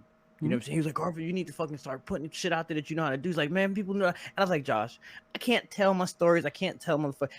Yes, you can. No. Do the fuck I can't? Fuck no. To the fuck no. If you're worried about safety, move to Guatemala. I said, if you're worried about safety, you move to Guatemala and then you tell the stories. And then you blow up on YouTube and your Guatemalan house is paid for. If I told even one of the smallest stories, there's a thing called statute of limitations. No, not even that. No, CCE. You know what that is? FBI, open up! Oh, it was a branch of RICO or something? Yeah, look at that. Look that shit up. Yeah, people. This is the thing. Once we get out, just anything that you say can and will be used against you in a court of law. So tell us, fuck. That's like you saying with the rappers and shit. They go out and tell these stories. Yeah, I was over here. I did this, that, and third. The thing is cool trying to press motherfucker, and you get your whole head knocked off. You look crazy. I'm still waiting on the feds to sue me for profiting from a crime. I'm not supposed to be able to do even just what I'm doing. It's against the law.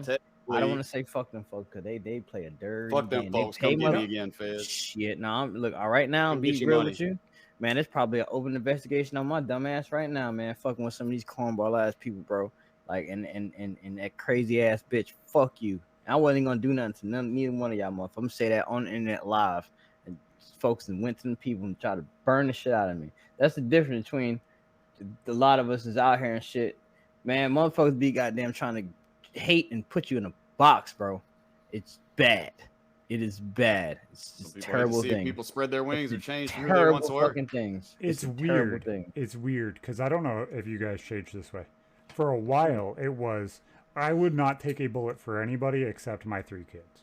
Your family's supposed to. Fuck yeah, that's part of being a man. Fuck, no, but I would not take a bullet for anybody else. There is zero people. Self-preservation or something. Yes, that's what I'm saying. Is like I remember when once upon a time, like it used to be. So. Yeah. I remember when 6ix9ine came out saying, I ratted. I worried about myself. I got the fuck out. I took care of things, and I'm here now. And I understood that whole self-preservation Why thing. Is he still alive? There are so many people now that I've talked to and had conversations with that I'm like, dude, that respect goes and extends to them now, and it's weird. Because I never had that availability, like the respect of I would fucking protect them in that situation if we're walking down the street and somebody does a drive-by. I'd make sure my friend or my homie is safe. But not the rat, though. But not the rat, not the. Oh, okay. You're connecting too many parts of it. I'm like, what? Okay. No, like for a while, it was me and my 3 kids are the only people I'm dying for. Well, you're a good guy. You changed, you grew up, and you realize that life is. It's weird when that important. Actually changes. The transition. Yeah, it's weird because like you see that. I don't want to say ghetto-ness pulled out, but respect put in. It's kind of both the same thing though, so it doesn't fucking make sense. Life is beautiful. Fuck that. Life is beautiful, and even no matter. Look, all right, for somebody who might be listening to us right now, put that shit down. Change. Life is beautiful. You're here for a reason. Do not give up. I don't care how bad somebody else has got it worse. You got this. There you go. Keep going. All right. Sorry. No, you're good, man. Gotta save somebody. Sometimes you gotta put that energy out there. I changed a lot growing up in there, man, and I learned a lot about life and friendship. And Garfield, I shout you and our bass player out all the time. Less so our bass player, obviously. Yeah. When he got out, he went. Yeah. When he got out, he went down. Went back to doing what he used to do. And some of us didn't want to get out and go back to doing what they used to do. But nonetheless, I mention all the time, man, about how when I got locked up, I thought I had like 100 really good friends, right? Like people I fucked with all the time, like at least 20, you know what I mean? Homies, man. Like they got my back. We fought together. We do this, that, and the other. Zero letters, $0 on the books. When I got locked up, I've been locked up for some years. I realized half of my close friends, I didn't know their middle name. I didn't know their parents' names. I didn't even know if they graduated high school, what school they went to, if they were from the city or nothing. I thought these were my best friends in the world. Shit kind of when I was locked up, I learned how to make friends, man. How to and I say this and people clown on it, you know, when in my stream, even though I know they're just kidding, but I say it's a branch of love, man. It's friendship. You got us through it, you know. I'm glad you got us through that shit, because people always say it must be miserable 24/7. No, you find yourself some homies you rock with, man. You get down and act like you ain't in there, dude. Act like you're on a little vacation or something, you know, to the best of you can, as much as you can. I wish it was. Yeah, I wish it was. Get away with slacking, you know. But I tell people that all the time, man. I was there whenever Josh got served his damn divorce papers, man. You know, and his wife was leaving him, and he's never gonna see his son again. I didn't know nothing about being a friend through that before. You know what I mean? I didn't know how to be there for somebody, or you know, it's a lot, and that's the shit. Any kinds of shit. A lot, bro. That shit means a lot, and that's you reach back to. Excuse me. I told you a lot of this over Twitch chat, because you were actually supposed to be on that episode. We talked about it, and I just said, "Fuck it." Here, I'll tell you over Twitch chat. But a lot of that same shit happened with Myth. Obviously, a lot of you guys are the homies that are chilling in the chat, or you guys know what the story is from the entire podcast. Hit me up. All that bullshit hit me up, bro. I don't know what the hell's going on. You know, I'll be on my own. No, we're gonna go into the entire story right now, and then we're gonna end the show. Chess with your motherfucker. I don't know what's going on, guys. Oh, Marzi, Myth is gone. That's where I was going. Yeah. So, me and Josh dealt with an attempt. Marzi did too, of Myth. He ended up shooting his ceiling accidentally while on a video call with a few of our homies. And should we go any further with this? No, it's not legal. You're fine. Okay. Obviously, Marzi was here for that part, and he went really, really deep down, like questioned life at that point. He handed his guns over to the police and everything else. There was massive problems. Shut up. The police showed up. He handed his firearms over, said, "Here, I'm not obviously responsible enough to handle this shit," and went down the path of alcohol. All of the alcohol. Every single bit of alcohol, and his mom kept feeding him it. That's not the... To the point where he was emptying bottles of alcohol every single night. So, and has anybody really tried to reach out to him and shit like that? I'm not looking at the chats or nothing. Like, I can't see. At this point, we were still talking to him. Then he finds a chick on Twitch that he liked and thought was attractive, and helped her build her brand. How do you guys put the chat in here? Just go to Twitch on a second tab. There's nothing really going on in chat. It's just, hey, we saw this, we didn't see that, whatever. It's a normal conglomerate shit. So he ended up trying to get with this Asian chick on Twitch. No, Cloudy, if your underage son is drinking alcohol, you see that the alcohol is missing because you two are the only two in the house, and you continually buy alcohol, his mom was feeding it. So he kept giving this Twitch chick hundreds, if not tens of thousands of dollars, instead of just buying her a ticket to be in a relationship and kind of start something. Then it got worse. He started getting worse with like his aggression towards death and stuff. And he drank 2 bottles during the day after being up for 48 hours. 2 bottles full of wine and about half a bottle worth of liquor. We ended a podcast and he kept going on throughout the entire day. I think that was one of the last ones Josh was on, actually. I could be wrong. And right after that, me and Josh sat there and talked to him. I think it was me, Josh, and Ippo sat there talking. Stop this shit. Just stop it. Stop fucking drinking. There's no need for this. And he kept going. He kept going. And he joined one of this girl's fucking Twitch streams to like 150 fucking people playing Fortnite. And said some it's racist... Fortnite too. Oh my god, bro. And said some racist shit.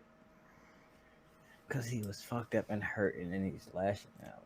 And what she completely took the joke in stride, giggled with him, and had some fun. And one of her moms was like, I think you need to apologize for that. You need to apologize for that one. And he said, no, I pay her bills. What the fuck are you telling me? That's not for you to put on the internet, bro. Sometimes you kind of...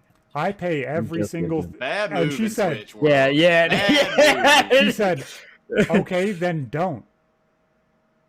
That's it. Bye, Felicia. Yeah. And unmodded him without like anything. Just gone. And within seconds, he was banned. Disrespect. So he hops... What the... Token got flagged for racism. Oh, fuck. Yep. I'll have to fix that one later. So, I didn't flag that. That was completely something else. That was... Oh, Marzi did that. Whatchamacallit? Yeah, that's So, he pops back into the Discord call and was like, ban Chessbay or ban me. Ban her or ban me right now. Yeah, he was fucked. They're like, bro. Hold on. He was hurt. Give it a minute. Go to sleep. Relax. Come back. Figure out what the fuck is going on. Haven't seen him since. He's hurting somewhere, bro. That's all it is. There's something that he really just needs to talk to someone about. One of our homies called him. I ran a business with him. He didn't answer my call. Yeah. Has anybody spoken to him since, bro? Like 2 people that played chess with him are the only people. Nah, somebody did shit. See, all right. Real like me, I'm gonna tell you like this. See, I haven't. I'll pull up on you. Fuck all that. You don't answer the phone instead of you, my man. Fuck that. What the fuck you got going on here, man? Damn it, bro. Clean this shit up. Yeah, I'm gonna come check up on you. You gonna get yourself together. Somebody need to check up on him, bro. The shitty part is like you can be there for somebody. You can make sure somebody is okay and everything is good. Up until the point where they don't want you to be there. But he was acting out like on like live shit. Like you don't do shit like that. Granted, we all go through shit, but especially this is a business, okay? And then you're trying to bag a chick and you trying to be with somebody, and man, like you said, man, I ought to get a ticket. I'm gonna pull up on you, shit, shorty. What's up? What's up, girl? Yeah, fuck all this social media shit. It's just it sucks because you want better for people. You want the availability for them to do things that they need to do and do better for themselves, but at the same time you have to want it and do it yourself too. Yeah. And if that's you disconnecting from the entire internet because you're a fucking little degen, then you probably should disconnect, stop doing the drugs, stop doing the alcohol, and maybe you'll better your life. But nobody knows what's really going on. I'm going to defend him on that. Has anybody checked up on him? I'm not seeing the chat. I can't see the show. I was trying to pull it up. Has anybody checked up on him? Like not just playing game or some shit like that. I actually physically went to his fucking house and seen what the hell he got going on to see what's, you know what I'm saying? That probably needs to be fucking done. I'm just saying. Dude's in the middle of fucking nowhere in Illinois. So there's nobody that is close.